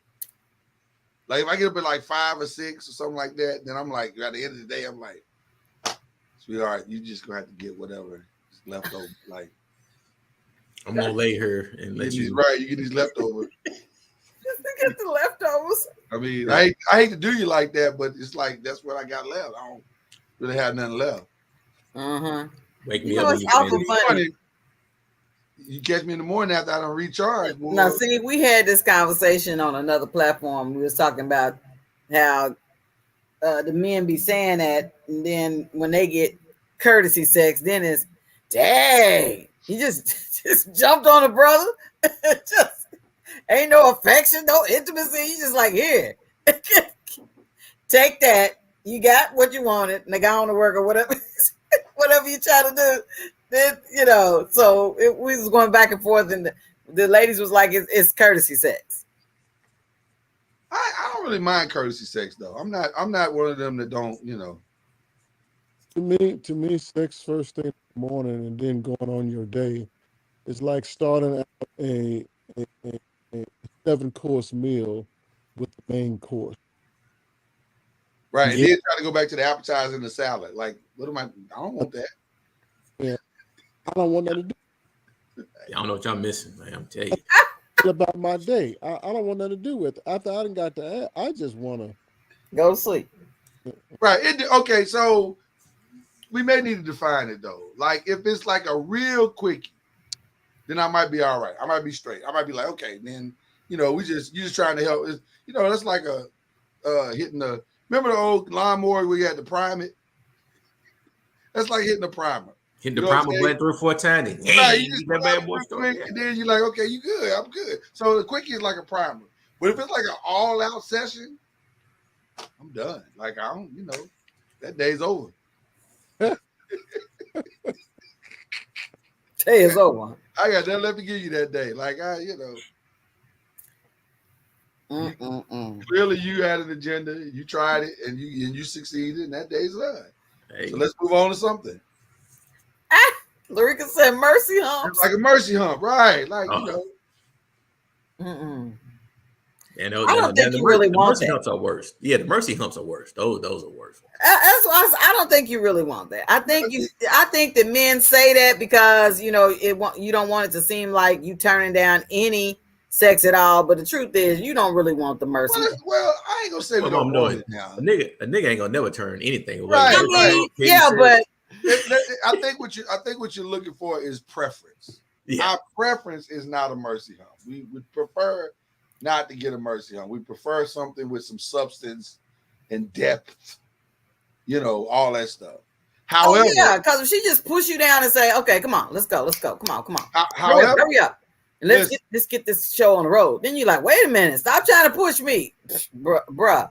You ain't got time. You got things to do. He ain't gonna stop though. He gonna be saying all that shit, but he gonna keep on going. Right. I might be like, I can't believe you don't have time for me, but go ahead. I can't believe. Yeah, well, like shameful, Mama Noise. You could have, He'll But complain. He'll complain tomorrow morning. Can't believe you did that. That was just bullshit. But right, Yeah, but you didn't pull up in pants and roll on out and jump in the I ain't do shower. that. I ain't do that. No, I ain't do that. No, we gonna nigga ain't gonna do it. But that was a conversation we were having. The conversation was about courtesy drop. So it's like, dang, every time I turn around, it seems now, you like don't want a courtesy drop all the time. well, but if it's at an awkward time, like for instance, there's this Instagram video of every time they get up in the morning, you guys have an erection early in the morning and be like, well, like the sun is up, so it's time, let's get going. And she like, every morning, I mean, sir. No, really? I'm with that though. No, I'm with that. That's excessive. So then when the woman just says, okay, look, I don't want to. Oh, excessive. Excessive every morning. Mama Noise. Don't you eat breakfast every day? I'm saying what was said. Is breakfast the most important meal of the day? I'm saying what was said. Brothers want to be broke off every morning. So she was like, so then if you got to have it every morning, then you can't expect all this intimacy every morning. You're going to get a bunch of courtesy drops. Do you want that? Hey. If I'm up, you need to be up. What are you fanning for, Jay? Are you trying to say something? This conversation is left for me. It's way left. Okay. Why is it left? I mean, how old are you when you believe sex every morning is necessary? How old are you? I'm saying if I'm up, I need you to be up. Oh, I said sex on it. Kind of drop. If you want to have relations every morning, you're gonna have to go find you somebody else. I'm saying if I'm up, I ain't saying I'm up like that every morning. But if I'm up, you need to be up. Every morning? Not every morning, just the mornings I'm up. Come on, sir. When I'm up, Nobody's doing it. Nobody's doing it every morning. Listen, as we get older, we ain't up every morning. Nah. Well, hold on. What's up? What are we talking? Nigga, up. You know what up is? No. Shit's up. Erect. Yeah, you shit's up. That erection ain't got nothing to do with you needing sex. Thank you. It might. Nope. You gotta go to the bathroom. You're right. Sometimes you go to the bathroom. Sometimes you go to the bathroom. You are full. Your bladder is full, agree. raising the flag and saying But go to the that's not bathroom. every morning. But that's not every morning. Some mornings I'm up. And see, and then again, Mama, a lot of those old niggas who piss 4, 5, 6, 7 times a night, we don't wake up in the morning and go to the bathroom. Nigga that went to the bathroom 4, 5 times before 6 in the morning. Right. That's true too. So that's how you know if I'm up or not. Just saying. It was a great conversation that we were having because I said, I think, in all honesty here, I thank God above. I don't have that burden to have to almost say that F word, but I forgot Mama Noise on here. Have to engage. What's Uncorked Wine? Everything goes here. No, it don't. Mama Noise. Let the man be free. To have to engage. There we go. We're being free on a daily basis. Daily basis. I'm glad I'm free. First of all, it don't make you less free because you want some ass. No, that's not. I don't think that's what he's talking about. You have to have that type of expectation every single solitary day. Every day's a lot. Every day's a lot. But you just feel like you gotta have. I only like you every day, so right. Well, now listen. Let me be clear. I'm having fun tonight, but nobody wants to fuck all the time. I mean, I got shit to do. I mean, I think about it all the time. I think about it quite often. Okay. But I'm not motivated. I don't want it now. Not all the time. There's days you just want to come home, go sleep. Just right. Sometimes you just want to go to the museum and look at the paintings, but every now and then you want to. I ain't trying to buy it today. I ain't trying to buy it. Just want to look at it. You walked in, you said, "There's some nice shit in this here. It's really nice." And then after a while, is that like going shopping with the checkbook?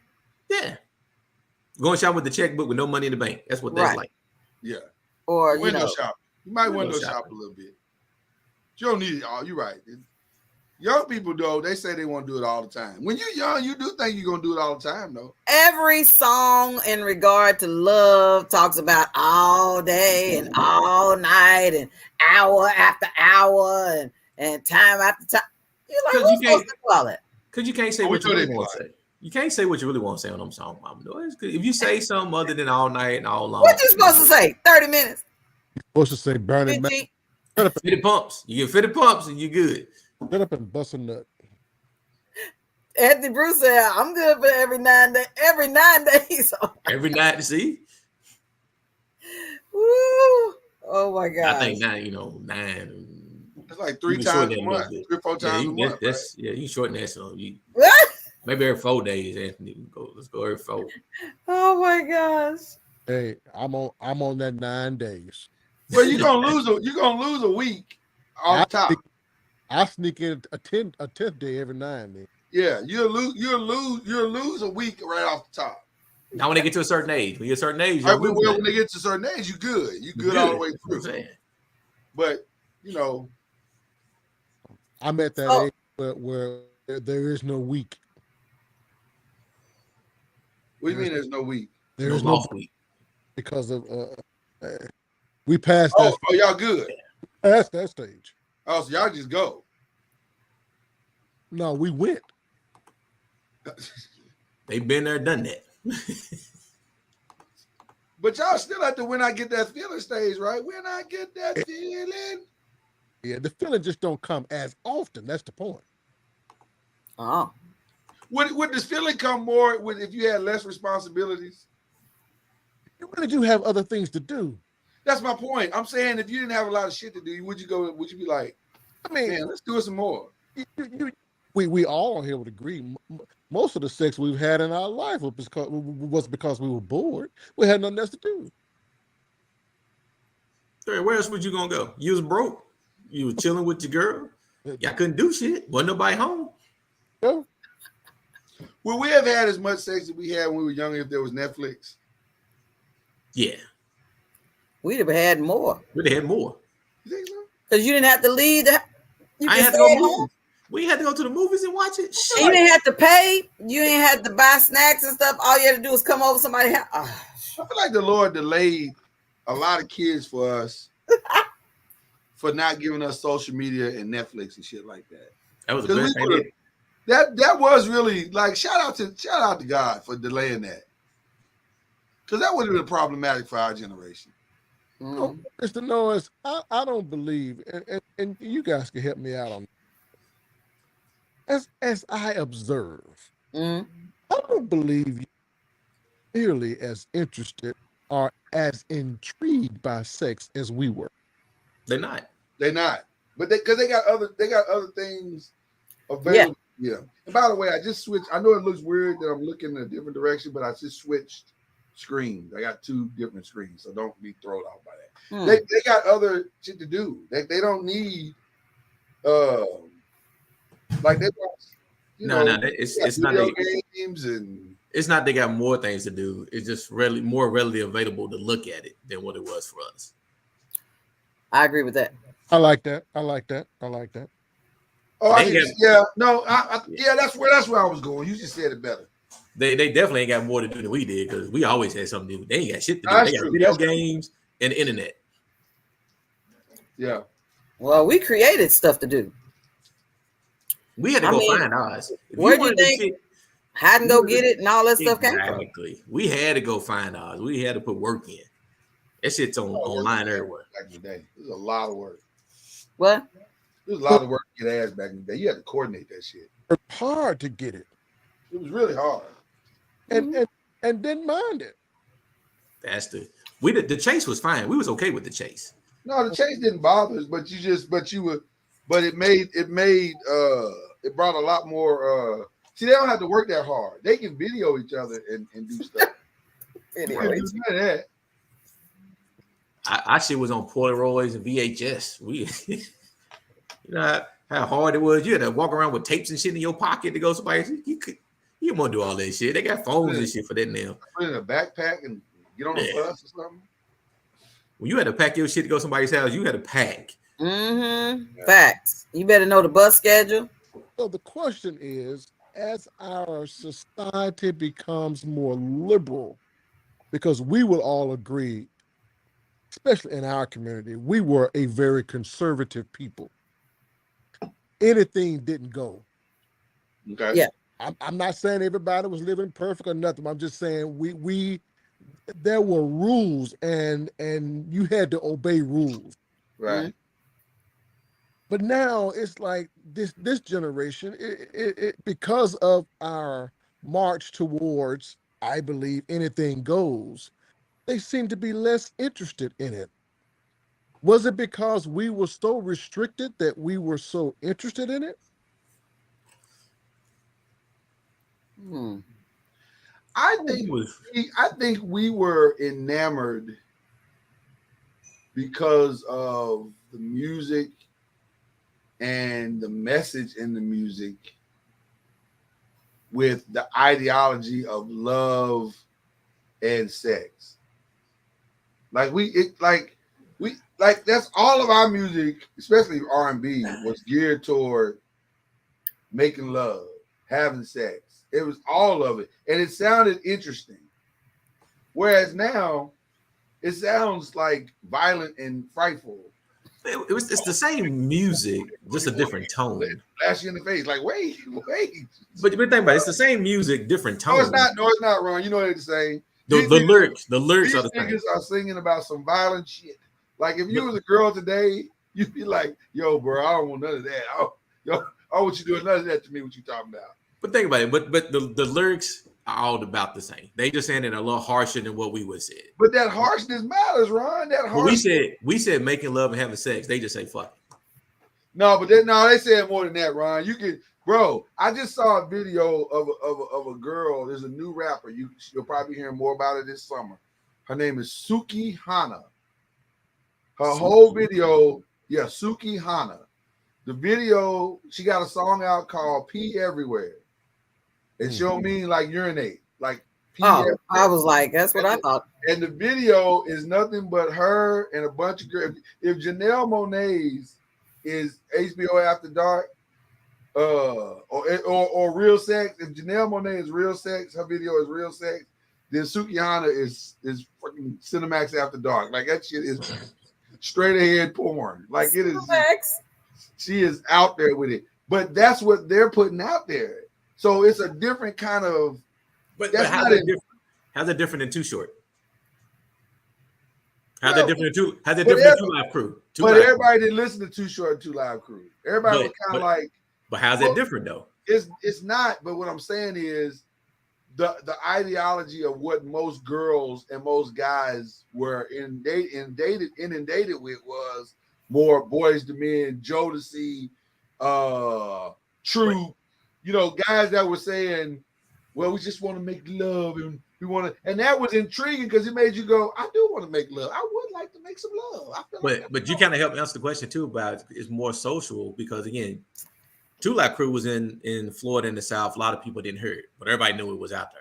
Right. Where now everything's everywhere. You could be anywhere and hear anything that you want to hear. Where back in our day, you had to work to go get somebody's album from the South, the West, that you didn't get to hear that music. So it was the music is there. And that's what I'm saying. I think that's what I'm saying. It wasn't global, is what it is. It just wasn't. That wasn't the main message. The main message wasn't nasty sex. The main message. Now you can find nasty sex shit. You can find that. Shout out to Boss and shout out to Adina Howard.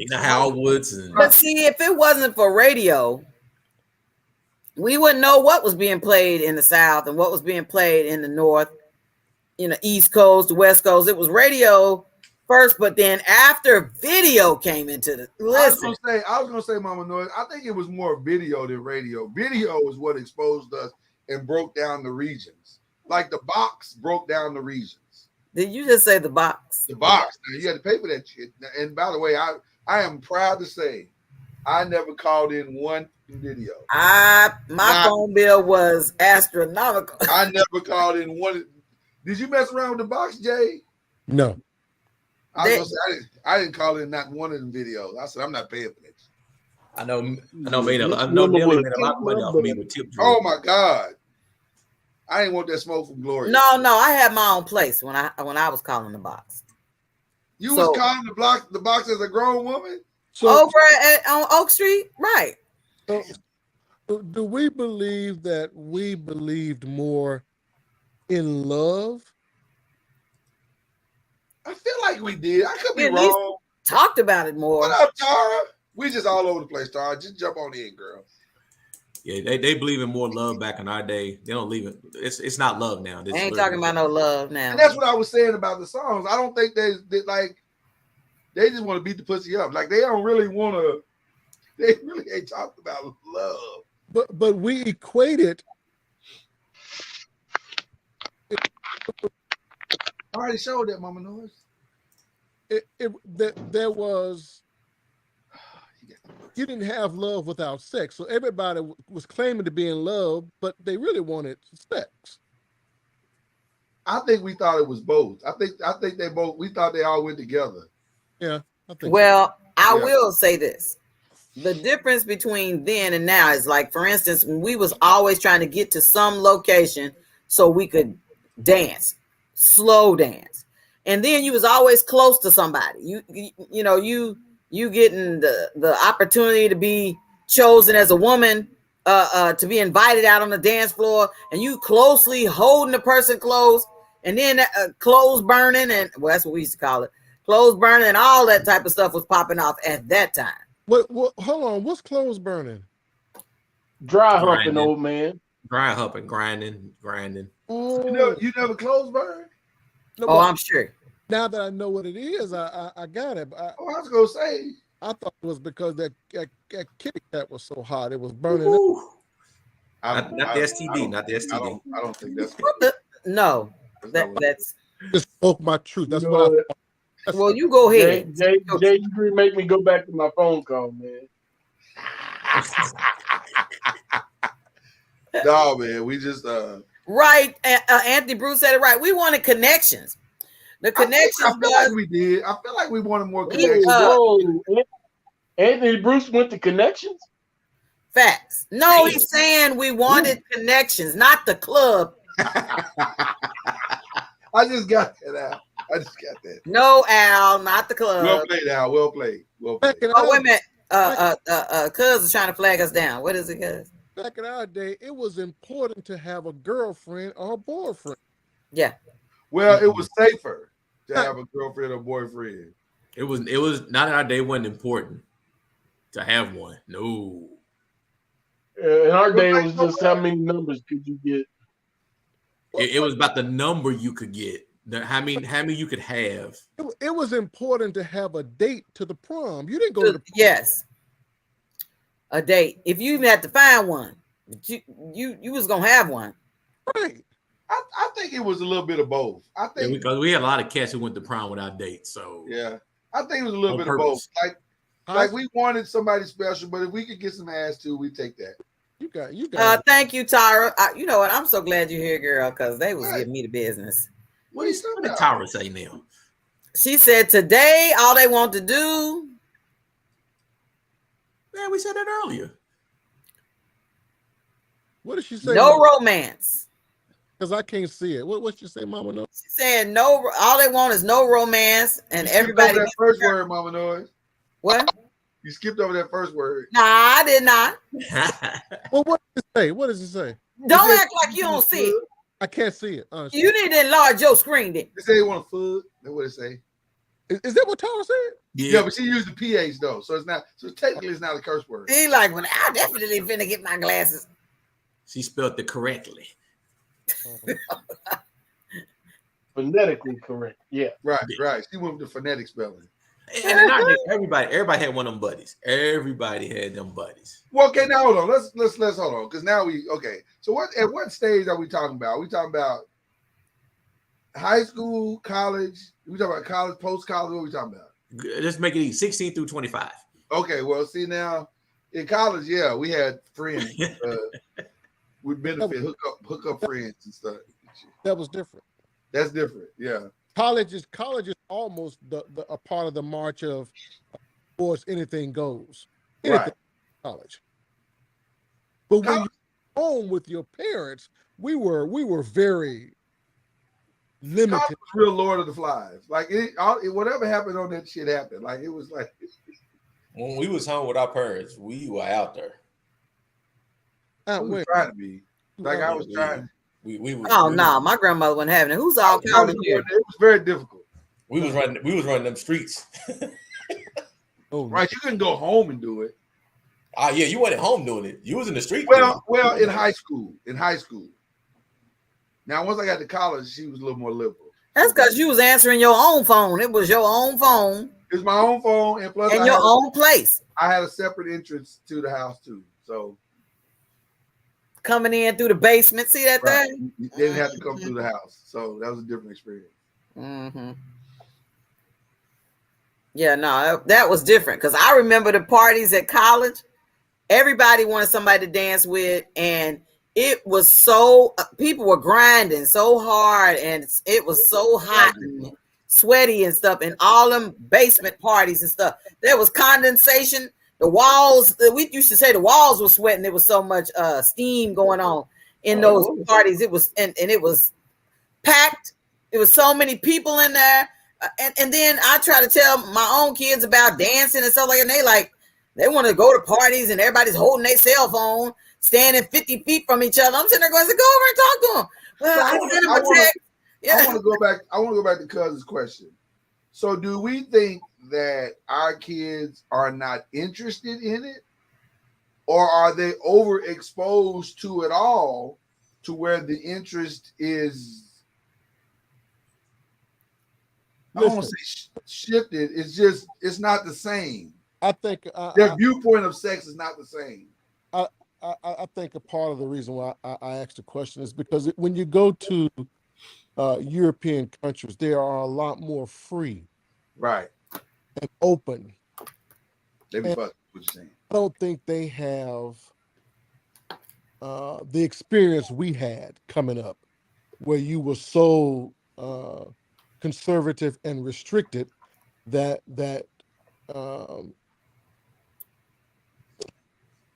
I think the freer we are, the less it's attractive to you. Are our kids free? The more open society becomes, whether it be weed or alcohol, it becomes less attractive to certain people. You don't desire it as much because it's already there. It's like you said, because they see it so much. It's in everything and it's everywhere. Right. So, and you got to think, our kids are not as sociable. Kids today are not as sociable outside in front of a person as they are in a house on a computer. Why do we still desire it? That's true. Huh? Why do we still desire it? That's true. That's because we've gotten that ooh-wee. Once somebody makes you call on Jesus in the pardon of your sins, hey, glory, and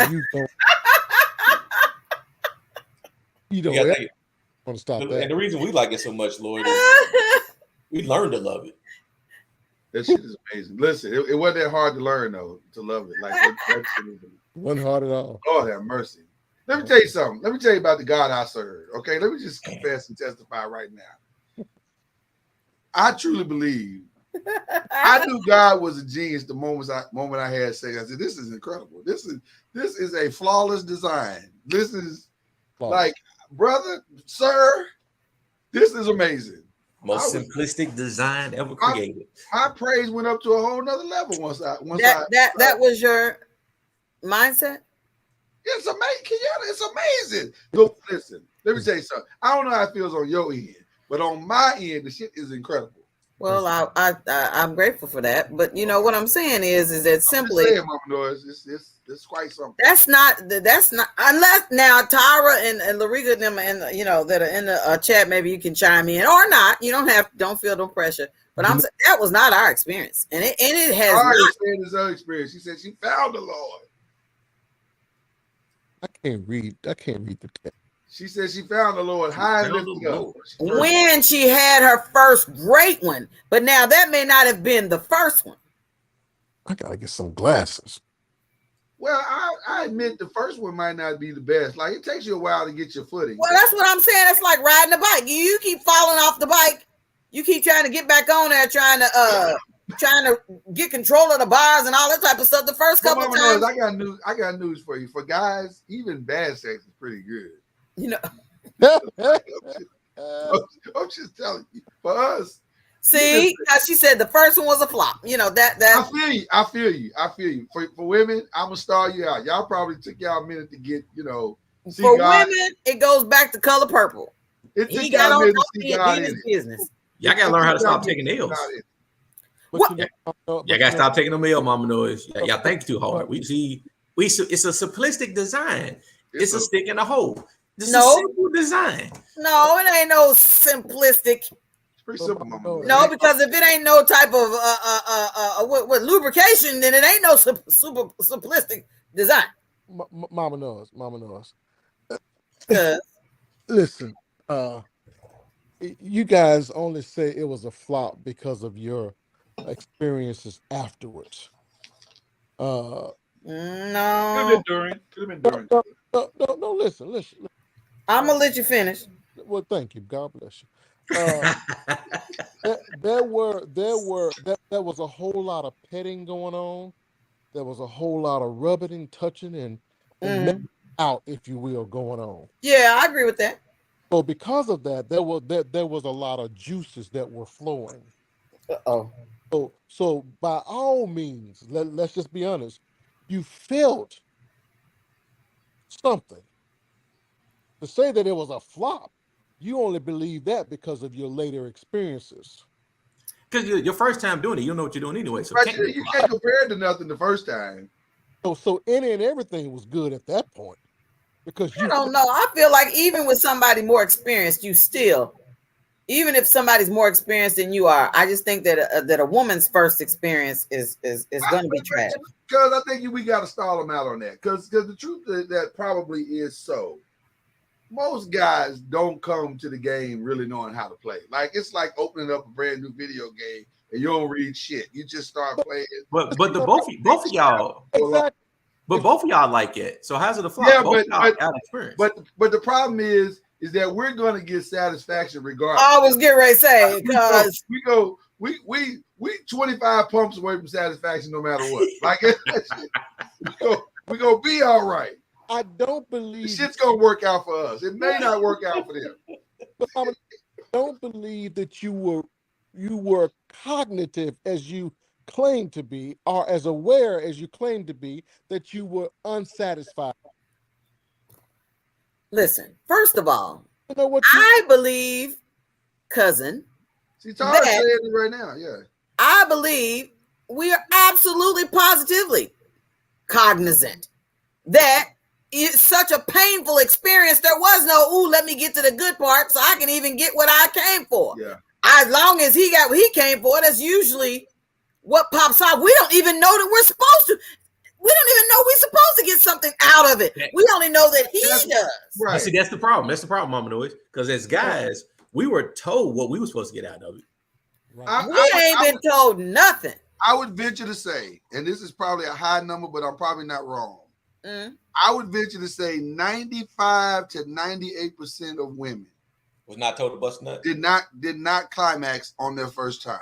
They weren't told about busting nut from their. They had they didn't even know it was a thing.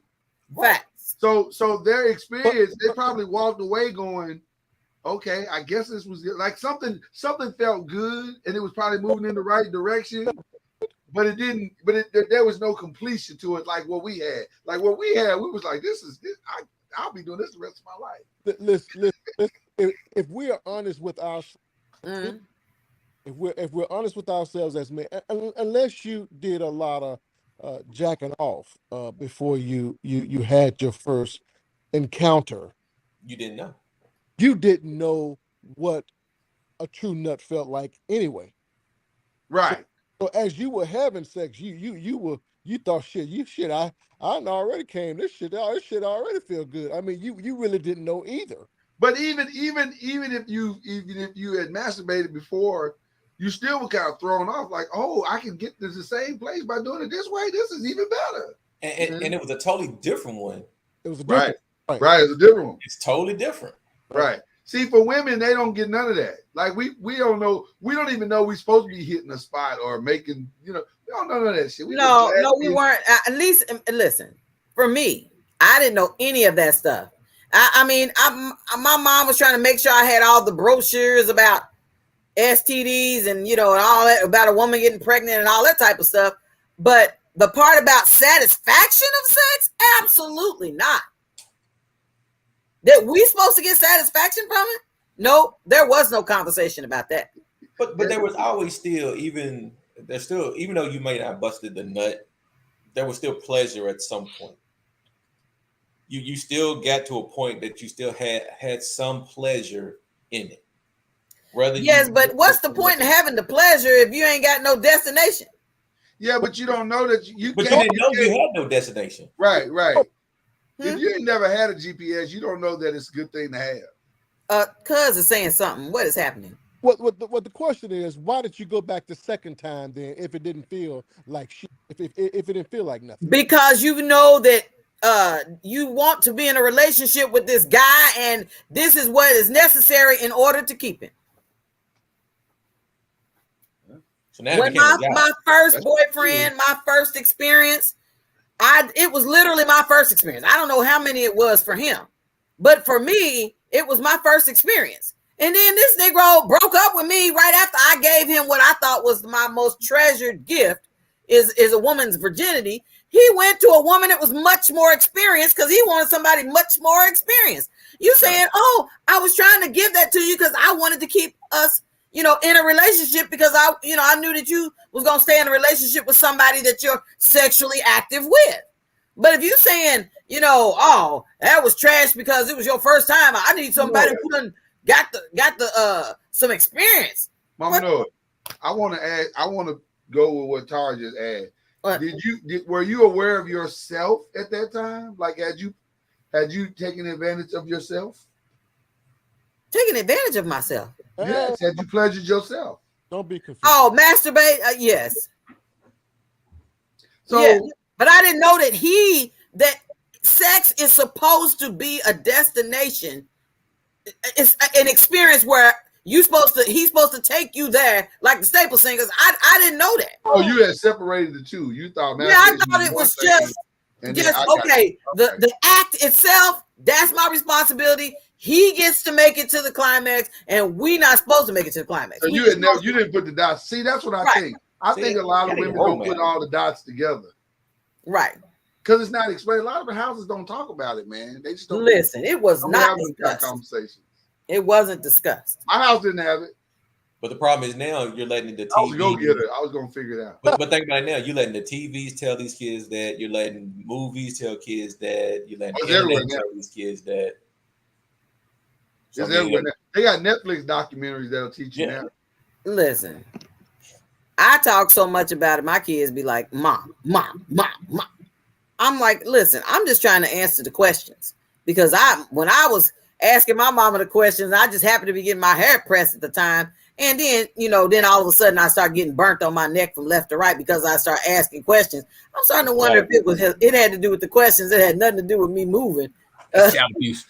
I said, I think I'm ready to have sex. See, you think you're ready. You think you're ready. I said, I think I am. I'm in a relationship. We've been in a relationship for a while, and I think that's what I'm ready to do. So you think you're ready? I was like, oh my gosh, this is terrible. Tara said she broke up with the dude that didn't get her there. She's like, Ninja, you had one job. What'd she say? Listen. She broke up with the dude. No, I was talking about what she said next. That was it. I listen again. I think it's one of the greatest things God ever designed. Like, it may be the greatest, the single greatest. Like, I think it's salvation and then sex. Damn. In that order. That order? Yeah. Okay. Sex is amazing, bro. Like, it really is amazing. I have a question in relation to what Tara just said. I'm asking you, married men, and I'm being serious now. Talk about it. We can be flat out honest. Do you feel obligated to make your wife climax? Absolutely. I do. I'll speak for myself. I absolutely. Well, let me say this. I feel obligated to please her in whatever way she desires to be pleased in that particular moment. So if that's climax, it's whatever. It's whatever you want. It's whatever she's looking for or asking for at that time. Yeah. And I think that's the thing that comes with age and maturity and wisdom, that you start to understand that sex is not a selfish act. And I think the guys that figure that out quicker are the ones that get more experiences. Because the longer it takes for you to figure that out, the less experiences I think you're going to have. Because I think women can tell through conversation that you're a selfish nigga. You know what the hell you doing. Or that he just hasn't been taught. But that's because but I wasn't taught. I'm sure Ron or Cuz wasn't taught. And I figured out this really ain't just about me. The older we have gotten, okay, the wife and I, the more we have realized that we are responsible for our destination. Right. As an individual. Now, I am a willing participant for you to get to where you go. Right. But I'm not responsible for your nut. You got to know how to get there. What do you mean by that? I don't understand what you're saying. Tara says she broke up with a nigga because he didn't get her there. Tara, did you know how to get yourself there? Well, why she got? Hold on. Why were you engaging in in relations? Then why are you with this nigga if he ain't there for the help? There. Maybe she thought he could. I'm not taking you on no road trip with me if you ain't got no gas money. My point is, what are we talking about right now? My point is, oftentimes in ignorance, young ladies lay there waiting for somebody to take them there. She said in the chat that she did, and that's why she left him, because there wasn't nothing left. Yeah, Then that nigga I gotta get myself there every time. What? It's not that you give your time up. You know what you should know. Now, as married couples, we know how to take our spouses there. Yes. But when you are first engaging in relations, he doesn't necessarily know what triggers you. That's true. And you are putting all the responsibility on him as if he's supposed to trigger you when you know what triggers you. Well, let me say this. He could be a right titty nigga and you a left titty girl. So he didn't know. That is very true. I'm just saying. Right. And Ron, that matters. All titties matter. All titties matter. But you gotta think about it. If he's always been going right his entire time, and it worked for every chick that he's been with, well, you left. We've changed the acronym ATM. All titties matter. There you go. But you have to have some conversation. Now, if she's had the conversation with him and let him know, look, it's like there's this website called, I think it's called Old School. The letter O and school. And it has like a survey that you take. You take the survey and say all the things you like sexually, and then your spouse or your partner takes the survey, and then y'all swap the surveys. So now you know what it is that I like, and he knows, vice versa. So so there's that, and then there's the bottom line conversation about what it is you like and what it is you don't like. Now, after I done told you what it is I don't like or what it is I do like, and you still don't do what I like, but do what you like, then that means that I don't matter to you. I can respect that. Respect that. Let me say this. Let me say this though. Let me be clear. I'm not taking no damn survey. I'm not doing that shit. We can talk, and you tell me what you need, and let's have a conversation. But I'm not going to sit up at no computer for 2 hours. And it wasn't no 2 hours. About it was 10 minutes. What position do you favor? Pick A, B, C, or D. That's right. No. We can learn that together. We can learn that together. This is a trial and error situation. But then y'all be the first person to talk about, you know what, we need to try something new. You know what? Well, we should have just pulled out the list. Mama Noise, we can try something new, or we can do what works. It don't matter. I'm saying I ain't got to fill out no survey for that. I'm not doing this. What? I'm not giving you my $5.99 so we can sit down and do a survey. $5.99. Oh, I don't know how much the survey costs. It's free, black man. $5.99. The journey is the best part. Let's find out. The journey is the best part. Yeah. Let's not do a survey. Thank you, Tara. She said, look, if one person says, I did the survey, here's the results. Nope. I just want you to see what the results are. You may have thought you knew that person until you start seeing the stuff that they like that they didn't mention in the date or in conversation. No, this nigga needs to stop being a coward and have a conversation with his woman. Have a conversation. Just talk. But you don't say nothing. But why y'all in the act? Why y'all in the act? And he's doing something you don't like. You don't say, "Hey, I don't like it." Slide his head over, move him over. Maybe because you doing something he don't like. Talking. But if you doing something he don't like, he's going right there. Some people do too much talking.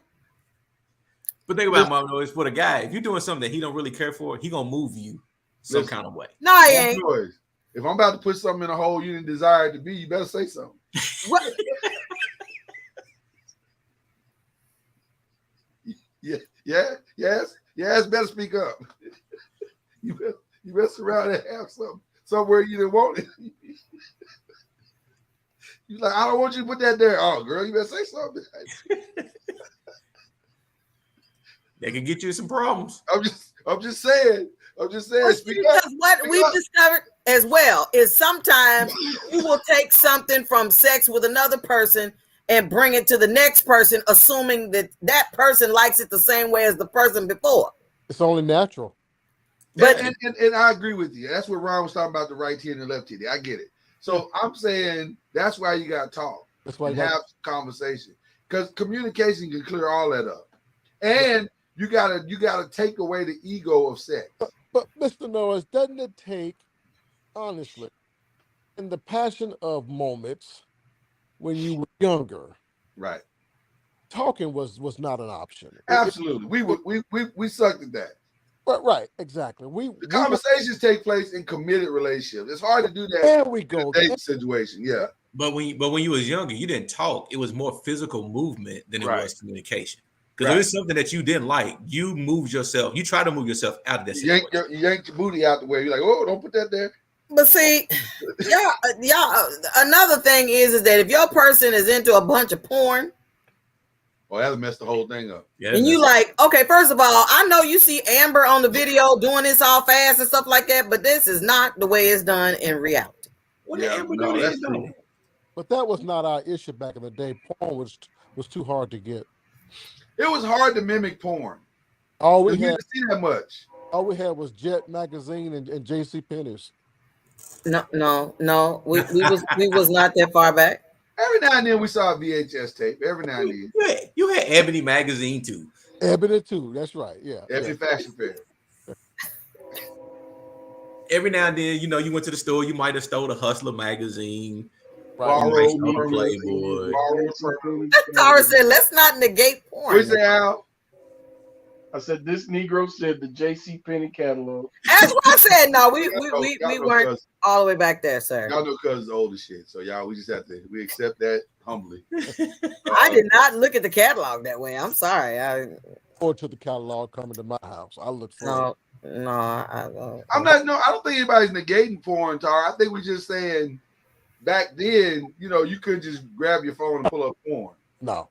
Nah, you couldn't just be on your phone looking. Like back in those days, you had to go in your room, lock your door and shit. Right. There was no phone. And the picture, your dad's magazine, the picture was just a picture. Like all you saw was him like doing it, but you didn't really know. It didn't explain what he was doing. It just was a picture. I remember when I was a kid, my brother, who is 6 years older than me, I used to go through his drawers and look, and because he used to read them dirty books that would have dirty books that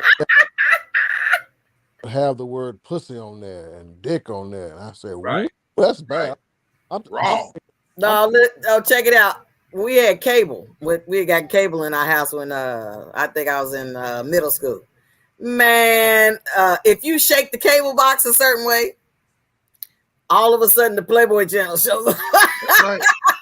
You're like, wow, I don't think this is supposed to be on here. Now, you don't have access when you use it properly. But if you start shaking the box, but even when you start watching fuzzy porn, when you got the lines and shit going through it, you can see the bodies doing this. That's what you saw growing up. But even that didn't give you a real explanation because it just all you saw was some white dude pounding away on some white. Well, that's true. But even if you couldn't see it, you got the sound though. You got the sound. You got the sound. I was like, I don't think we're supposed to be able to hear this. Out the porn. Yeah. And it was late at night too. You wasn't this shit 2-3 o'clock in the morning because your parents and shit asleep. Your grandparents asleep because you at the house. Right. Right. What we're basically saying is our sexual education back in the day sucked. It was really bad. But we had a real trial and error. Yeah, but you had to learn it, so we didn't really have it. We had to go learn about it. Right. It was on the job training. Like it was onboarding. Like you was like, which is why I believe so many guys have been deemed as trash. Who started that?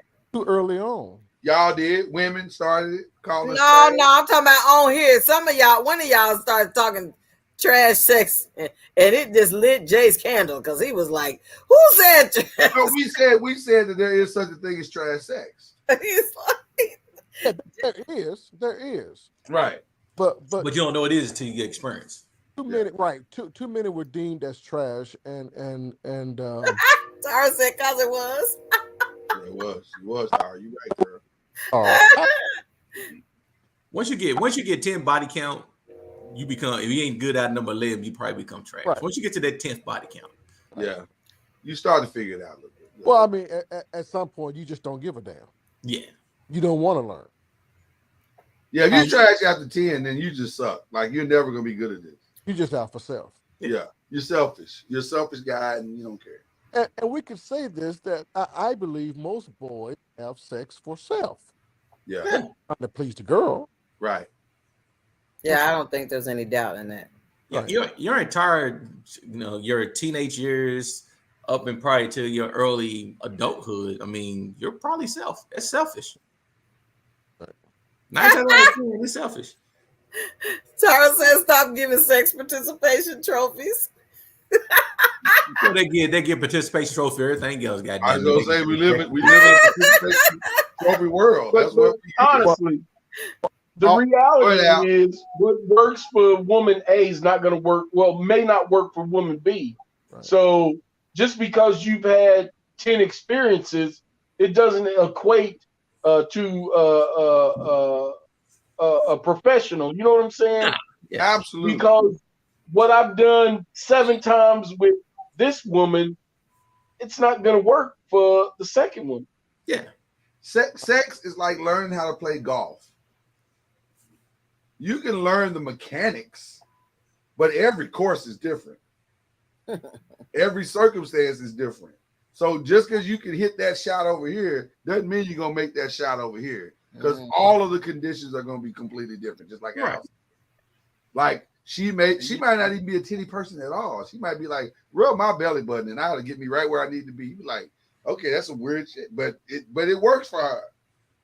But see, you didn't know that until you had the conversation. Now, if you just waited and then and waited till you got in the situation, everything's hot and heavy, and then just jump into it and never have the discussion, you don't know what it's. But there has to be. But she's got to be willing to say what's good and what's not good. I was going to say there has to be a self-awareness, and see, we don't promote self-awareness enough, because there's such a stigma attached to it. Yeah. Especially for women. That's right. Both men and women. Like, we don't know. So most men and women come to sex not having any clue what they want. Like, they have zero idea what makes them feel good. Well, then if they come in with too much instruction, then you get a label slapped on.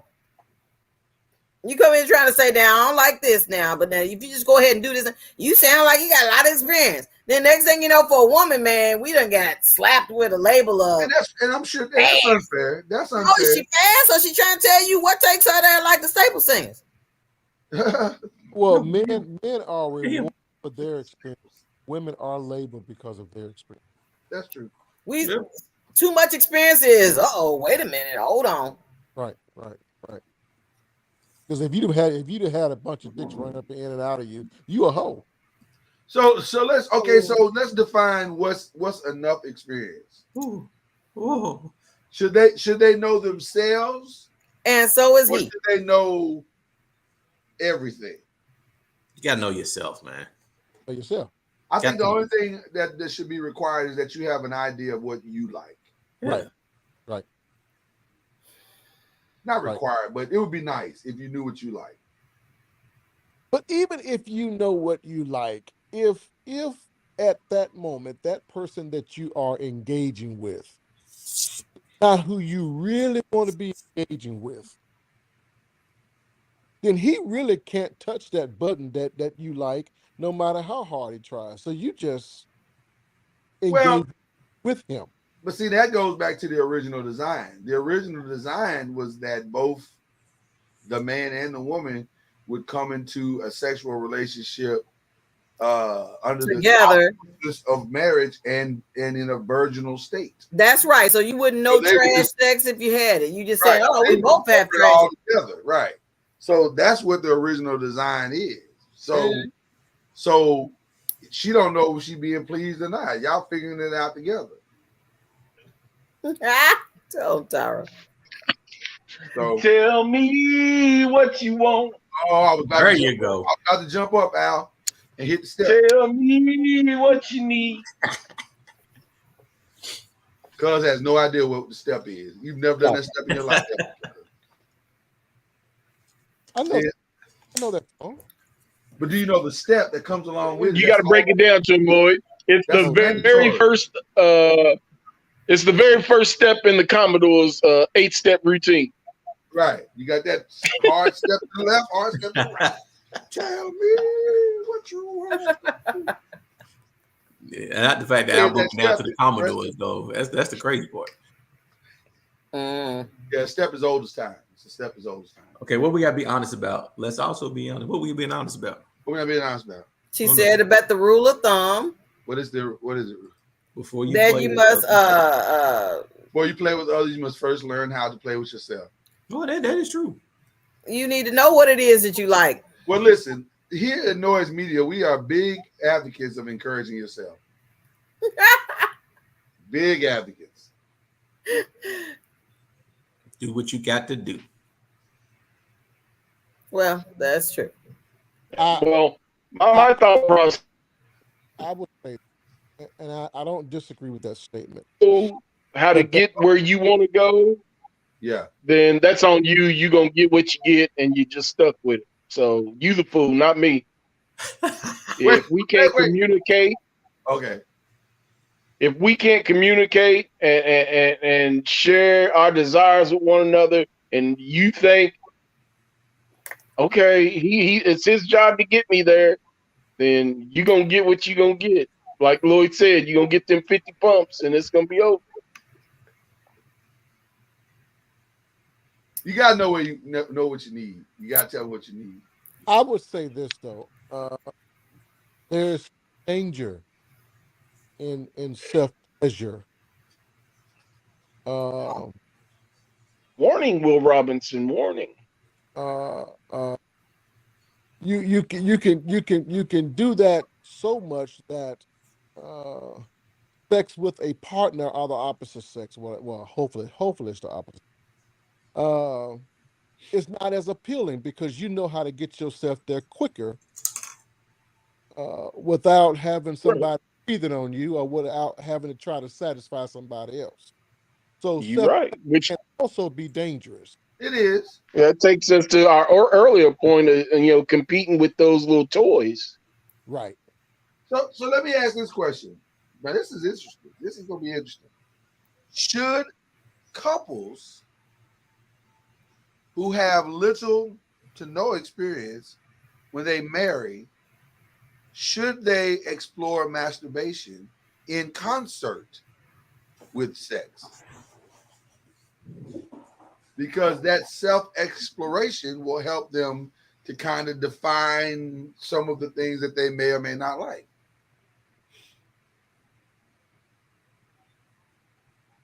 I think if you're married, all bets are off. Like you can do whatever the hell you want to do.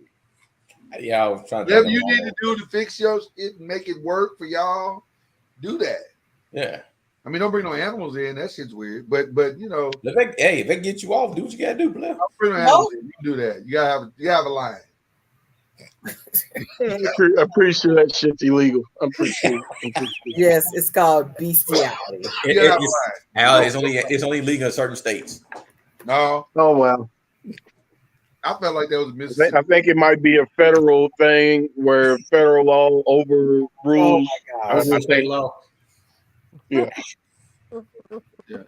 I felt like you were digging in Mississippi just then. And I don't appreciate it. Wow. They don't do that anymore in Mississippi. They've outlawed all that shit.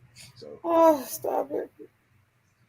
I'm just saying, there has to be, because we're sucking as parents in teaching our kids, there has to be a place of education or time of sexual education for couples to make it. Because a lot of these couples are struggling because their sex is so bad.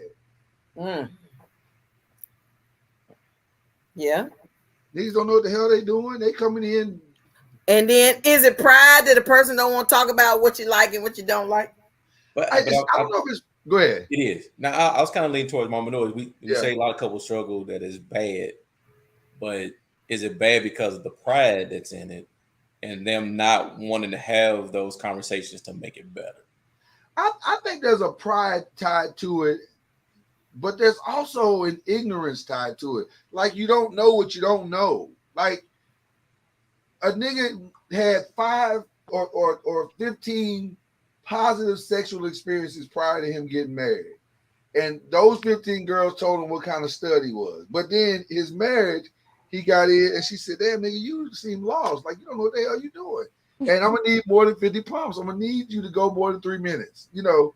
And so he's like, well, why is this situation so different? Well, it's because what y'all just said. I'm not willing to stop and ask her what it is she needs. I'm trying to use the tricks that I use over these 15 girls that all said I was a stud. But then that's why I say his pride comes in, because now he's pissed. I don't know if there's any way, not that it's impossible, but I don't know if there's any way to tell a guy in the middle of sex that you're not pleasing me doing what you're doing. Well, there's no ego's in play now. Ego's in play. It is, but it's only in play if you are the type of person that can't receive any level of criticism. Like if you can't, it only comes into play if you're selfish. Right. You can accept that if you're not a selfish individual. You know what? I think you can accept that if you are in a committed relationship and there has been some longevity. I don't know if you can accept that on a one or two hookups. Y'all remember that scene in the movie Waiting to Exhale where the heavyset dude played by Wendell Pierce? Yeah. And he gave her 23 pumps. And she was like, nigga, you ain't did shit. And he was like, whatever, tell me what you need. And whatever you need, I'll do it. That's what should be happening. But that's not even close to what's happening. Niggas will get up and leave, call the girl a B, be like, a P was trash. Like, you know what I'm saying? Like they just can't handle the blow to the ego. But the only way to me, there was no relationship. There's nothing there. There's no substance to the relationship or whatever's going down. If you just getting together and you ain't talked about it, you don't really care about the situation, you just trying to get broke off, then you get what you get. But I think presentation matters too. Like she can't call him a weak punk ass nigga. and expect him to be like, okay, let me back down and see what she needs. Well, that's true. Like, I think the reason why I brought up the waiting to exhale thing is because she kind of explained it in a way to where she was like, slow down, Playboy. We got all night. Just take your time. Do this. Do it a little slower. You know, and she walked him through it. And then she got what she needed. But when you come out swinging hard, and right? He's like, and we're off to the Kentucky Derby. you as soon as you start disrespecting the person in that type of atmosphere, it's not gonna be good. I think you almost have to, and I don't mean have to, because you can do it in the middle of if he's mature enough to handle it, whatever. But I think you almost have to wait until the next time, and before the next time, you say, let's try this. Let's try this position. Let's do. You hint at to what are you going to speak up as to what you like next time before you get started. I think in the middle of it, if this joker is sweating and pumping and can on and he think he's stroking, and then you're gonna talk about, well, I don't like that. Well, shit, what's wrong with you, bitch? Wow. And here I was thinking we weren't gonna get a drop tonight, but I guess I was wrong. I'm just trying. If that nigga up in there giving it all he got, and then you gonna talk about this ain't it. I mean, come on. I mean, you gotta know when to come in on that statement. But it goes back to how you say it on that statement.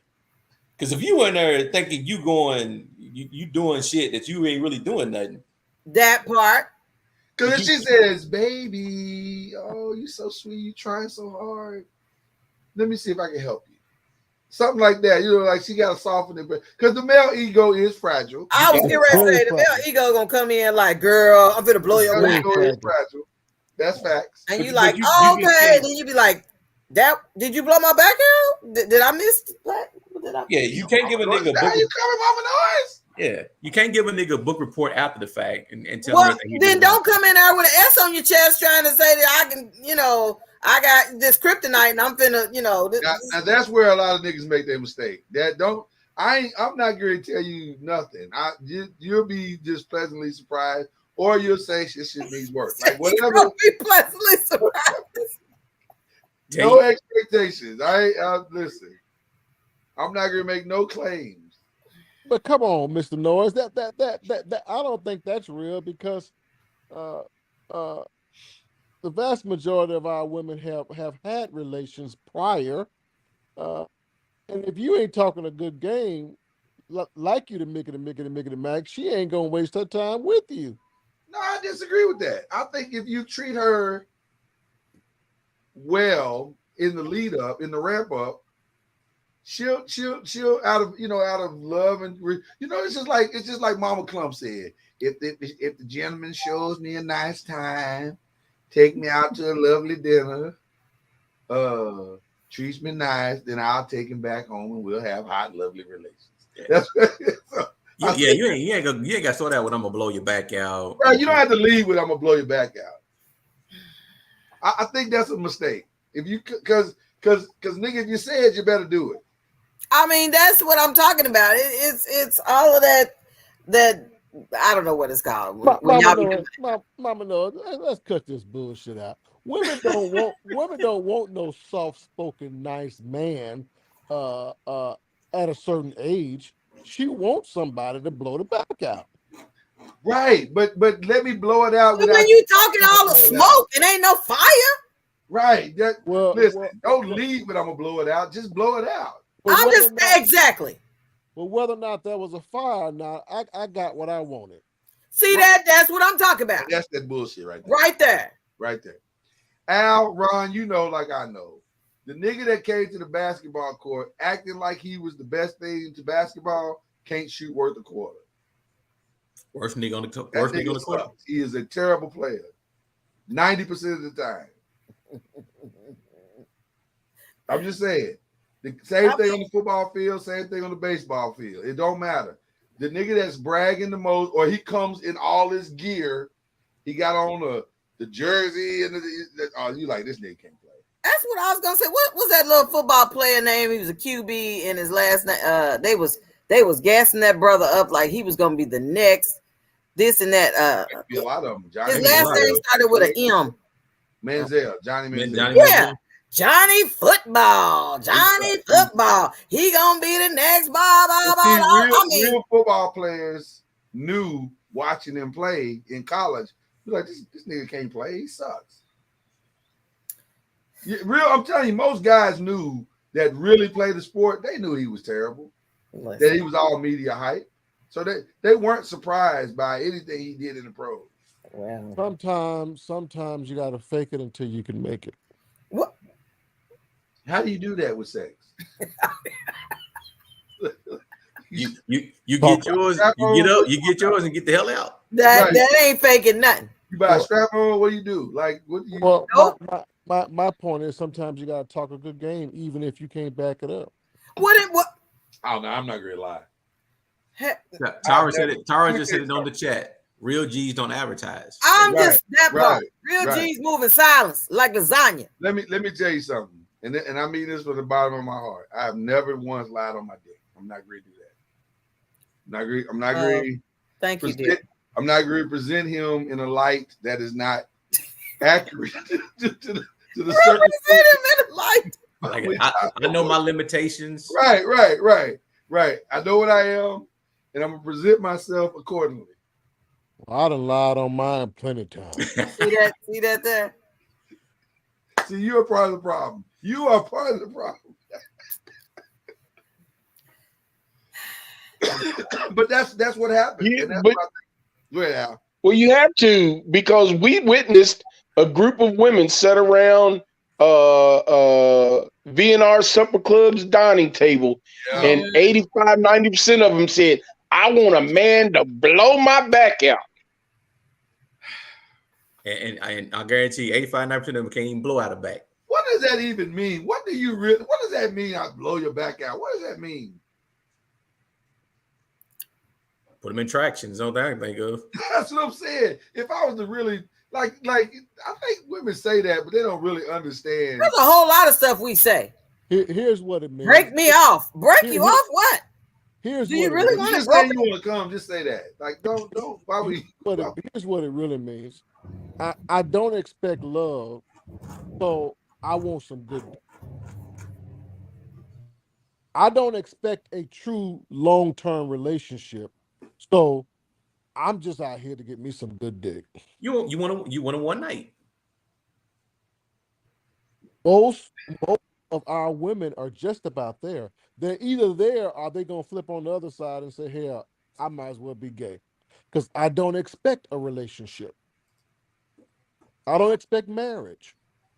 I don't think it's fallen that far, has it? I don't expect. Look, come on, Mr. Noah. Absolutely. Women have given up on it. Many have. Hold on, Al. What'd you say? I said absolutely. So what part? They gave up on marriage, love, relationships. Women flipping to the other side because they don't expect nothing from a man, or they don't expect love from a man. Yeah, it's been like. Why do you think there's so many gay females now, and it just seems rampant? Or what the other case is out, they're bisexual, but are leaning more towards a woman than they do a man, even being bisexual. I was gonna say, I think the noise around it is louder than it ever has been. More so. No, sir, Bob. I see it. Middle schoolers with their girlfriends. Them niggas can't blow backs out. No. I'm not talking about I'm not talking about getting their black backs blown out. Well, they are having sex. Yeah. And they talk about it. Yeah, but I'm just talking about how so many females have just said, to heck with men. I'm just gonna go ahead and switch it. But if you say that in middle school, you just buying into the hype. You don't know what the fuck you're talking about. But Lloyd, it's bad, dude. But I'm saying in middle school, most of them ain't even had sex yet. But don't you look at middle school? Look at high school. It's bad in high school. Wrong.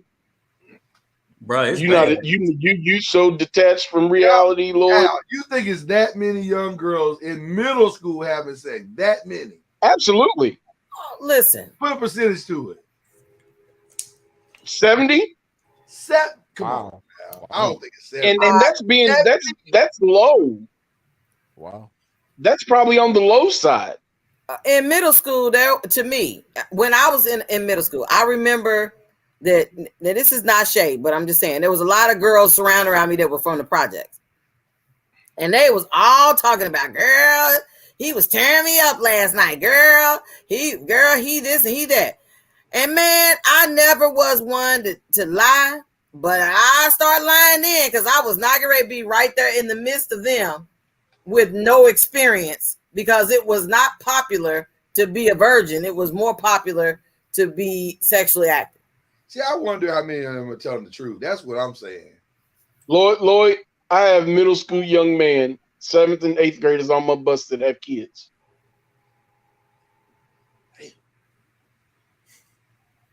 It's worse than you think it is, man. Why we ain't addressing that shit? Because that's bad. Yeah. I don't know how to respond to that. Yeah. That might explain why sex is so bad. And now with all these states with super majorities making it difficult for abortions, reality is about to set in.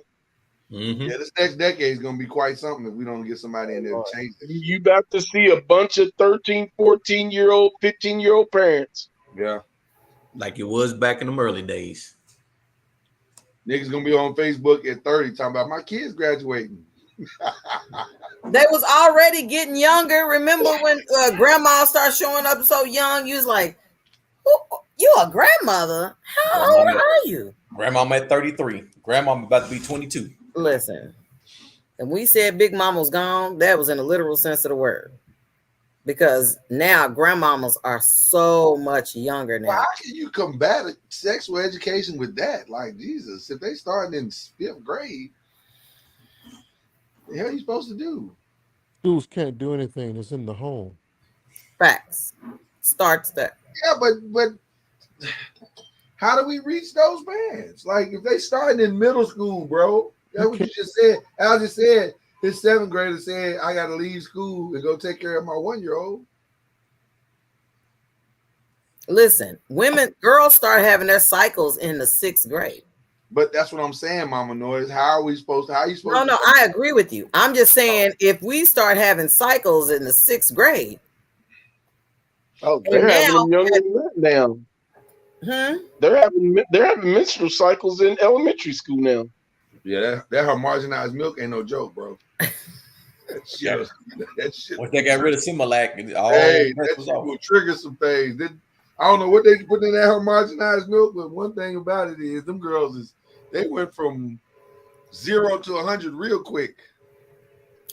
Listen, 9-year-olds with titties, it's crazy. Who'd ever thought the nurse in elementary school would have to keep tampons and pads in stock? Or pads. I don't think they allow them to use tampons. No, little girls walking in from the kickball field. I just started my cycle. Huh?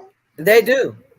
And Al's absolutely right. The nurses, I was encouraging her too. I was like, man, these kids be starting their cycles in the middle of the day and be like freaking out. And then you can't go to the nurse. The nurse talking about, we got to get a hold of your parents.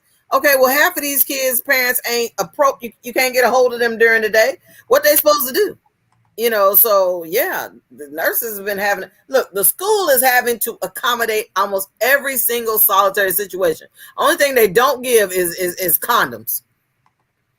Shit, they starting to do it now. I might be able to get on board with that. I don't understand why the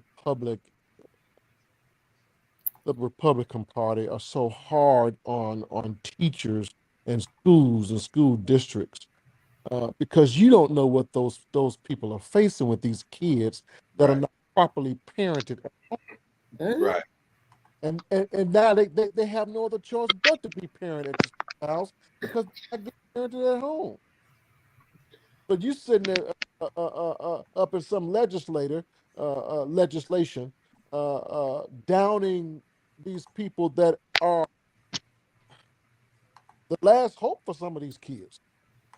Listen. Hold on, Mom Lord. Before you say that, I want to ask this question to all of you because I like what Tara just asked. How much of this is socio-economically based? A lot of it. A lot. And why? Why are poor kids fucking?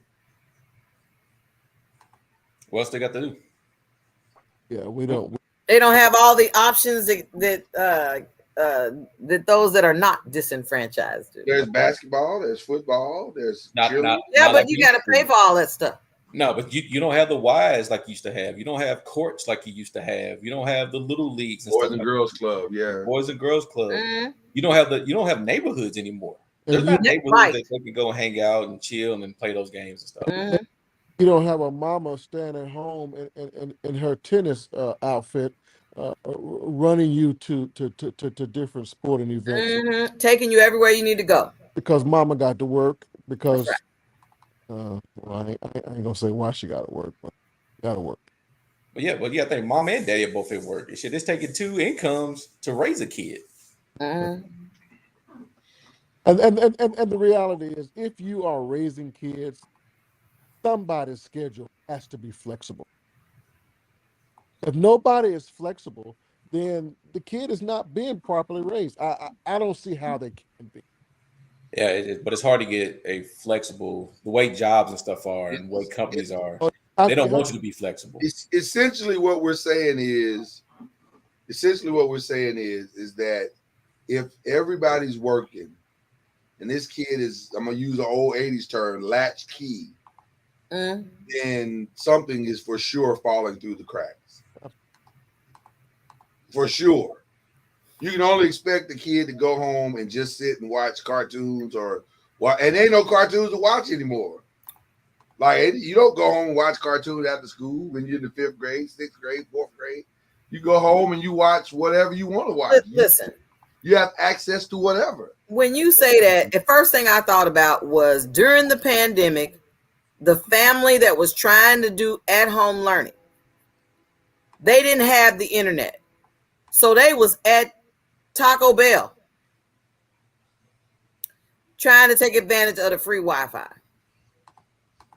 Now, they were like, look, everybody's going to do at-home learning because we assume that everybody, if we give you this computer, you should be able to do your work from at home. Well, then they start having to try to put school buses that provide Wi-Fi to like pull up in certain neighborhoods, to sit in certain neighborhoods just so that the kids could have Wi-Fi. So we're lacking Wi-Fi. We're lacking the computer resources. We're lacking this. That's just bananas. Just being the stuff that when I went to school, I'd get into school to teach. I'd be in there early in the morning, and there would be some kids that would be asleep outside the door, wrapped up in blankets, waiting on the school to open, because their parents couldn't afford to wait till school opens to bring them, so they drop them off at like 5 in the morning.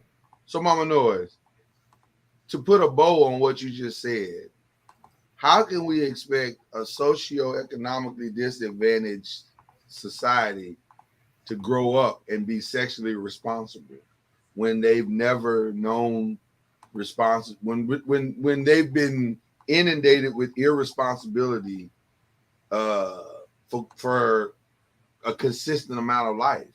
And I don't mean that parents that are working are being irresponsible. That's not what I'm saying. Right. Because they're doing the best they can.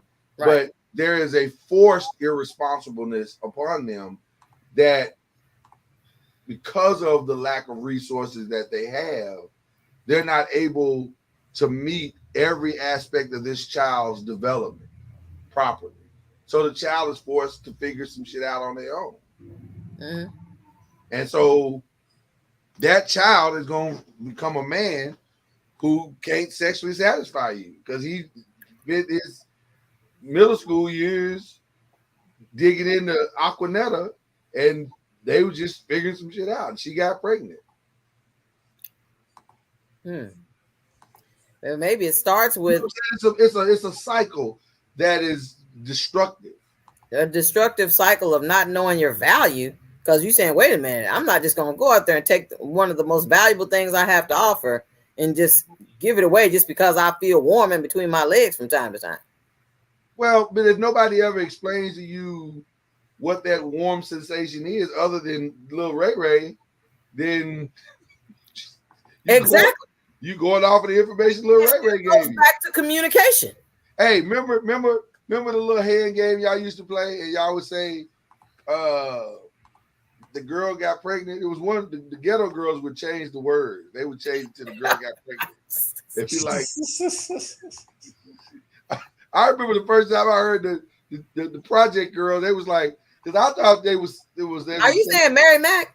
Yeah, they were saying Mary Mac, and they were saying, the ghetto girls was like, she got pregnant. I was like, yo, what? I don't remember that part. They did change.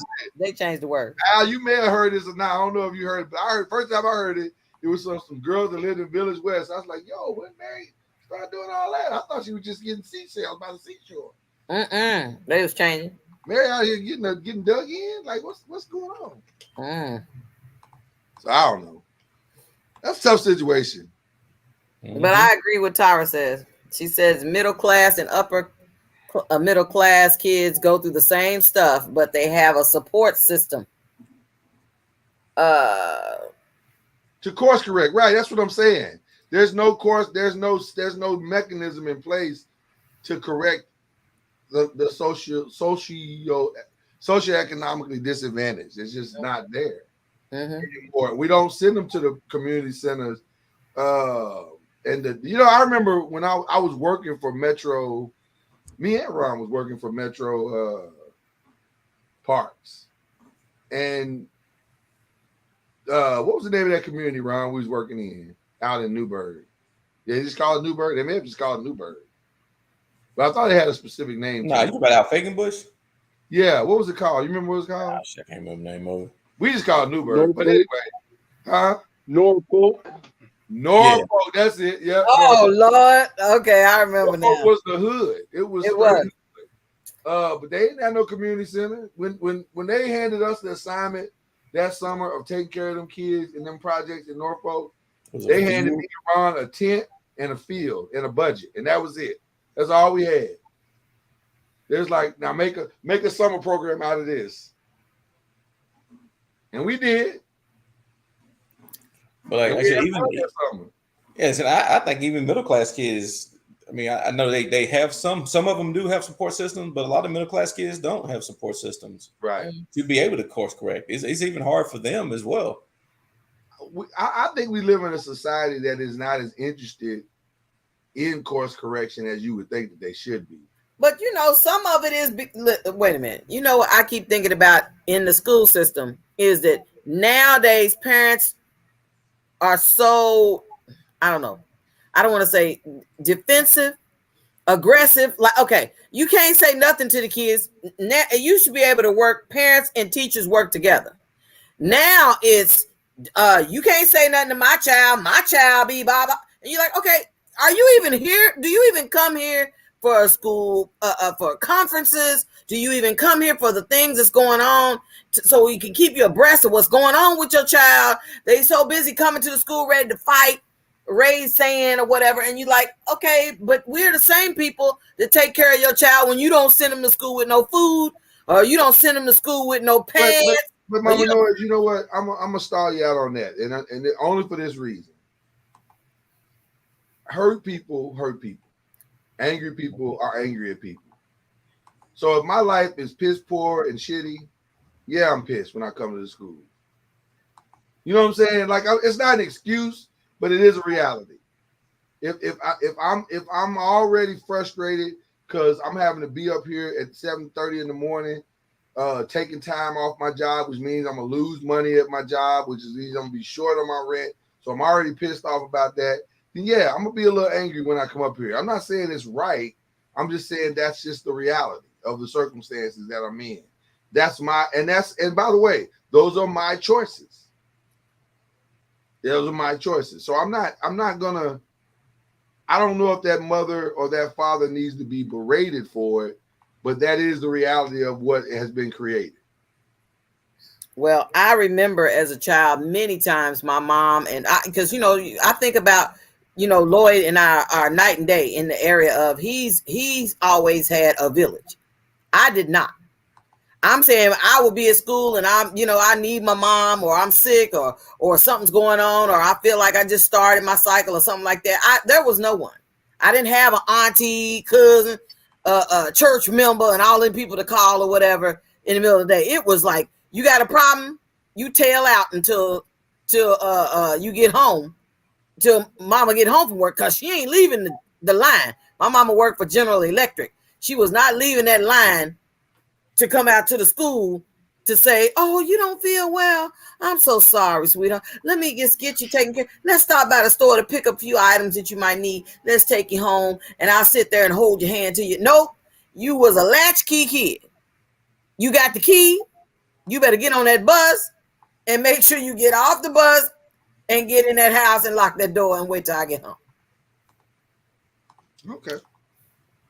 So, I mean, and I don't know whether that's what class that's considered, but it was sometimes it was like us raising ourselves, because we were you in that house and the door is locked until mama gets home. You ain't out in those streets and stuff waiting, because she don't get off to so and so time. No, you waiting there. What many? Oh, I skipped one. I'm sorry, Tyler. I skipped two actually. Wahite congregation have promise ring ceremonies, and those promise ring ceremonies set a covenant of no sex before marriage. And what many don't know is the definition of sex in most of these congregations is vaginal sex. So those kids having oral or anal sex is not a violation of the covenant. That is actually true. That is very true. That's how the Mormons be getting away with it. What they call it? Do they call that sex they be having? Oh shit! So remember, they just put it in and they don't move. Yeah. And they said because you don't move, it's not a violation. If somebody jumps up and down on the bed, and then I heard about that. That's how they avoid calling it sex, because they not moving, the bed is moving. Right. But I did hear about that when we was working with the youth. They would be saying, we heard that, oral sex ain't the same as vaginal sex. And you like, okay, look, see what word is in common here? Sex. Anal sex. Oral sex. Vaginal sex. It's all sex. So ends with the same. They was like, I'm trying to make sure I don't lose this ring. This promise ring. Well, this was an interesting night of conversation, I have to say. Indeed. But there was never any doubt. Mr. NOIZ, you made a statement earlier about it being a vicious cycle. Mm-hmm. And you are correct. Socioeconomically depressed communities are almost in a no-win situation. Most I always make it political, but most Republicans have a handoff approach to dealing with those issues that impact people that are low income, that live in the inner cities. Yet they sit back and they throw rocks at any opportunity for them to have some type of an advantage. Parents, whether it be a single mom or two working parents, it's much tougher now to raise kids because kids know so much more. The reason why we were able to go home and close that door behind us and wouldn't come back outside was because most of us were scared. We were scared to come back outside. Right. We stayed our ass in the house because of fear. Right. But these kids now don't have that because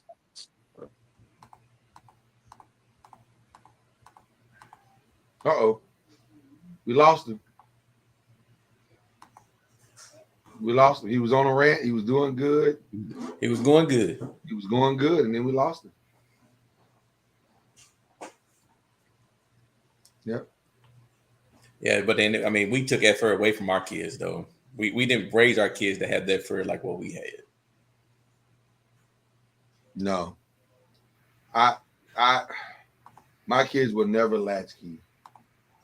They don't know what the hell a latchkey is. Facts. And I purposely, I'm grateful for it, but I mean, I have always been privileged, let me just say, to be able to, if there was a situation, a circumstance, one of us is going to make it up to the school. If there's a problem, I can't get there. I'm on the other side of the Metroplex. Lloyd going to get there. Yeah. Well, that's it. I thought Cuz might pop right back, but he didn't. And we're up against the clock. But we love y'all. I hope y'all enjoyed it. We're working our way on back. Y'all just don't know. I wish there was, we could talk about everything, but you can't. Like it ain't signed, like the ink ain't dry. So we just gotta wait. It's not our fault. It'll be worth it. It will be worth it in the end, but it's just like you just gotta wait. All the waiting is hard. It's hard on us because we love doing this show. And we want to do more shows, but we gotta wait. So, but it's gonna be worth it in the end. So you'll see. Y'all be like, "That's what y'all been working on." You niggas crazy. Change is coming. So, all right. Well, thank y'all for pulling up. We'll try to be back. I don't know when. Next week, I guess. There will be a game 7, I guess, Monday night. So wow, crazy as that sounds, y'all. So. There'll be a game 7. So Miami all right. lose. Oh my God. Somebody's gonna make history. That's all we know. Who we'll see. So all right, y'all. Peace. Y'all, we sure had a good time on Uncorked Wine tonight. I hope you did too. We'll be back next week right here on the Noisemakers page for more Uncorked Wine. So, go get your bottle, go get your glass, and meet us here next Saturday, 9 p.m. for Uncorked.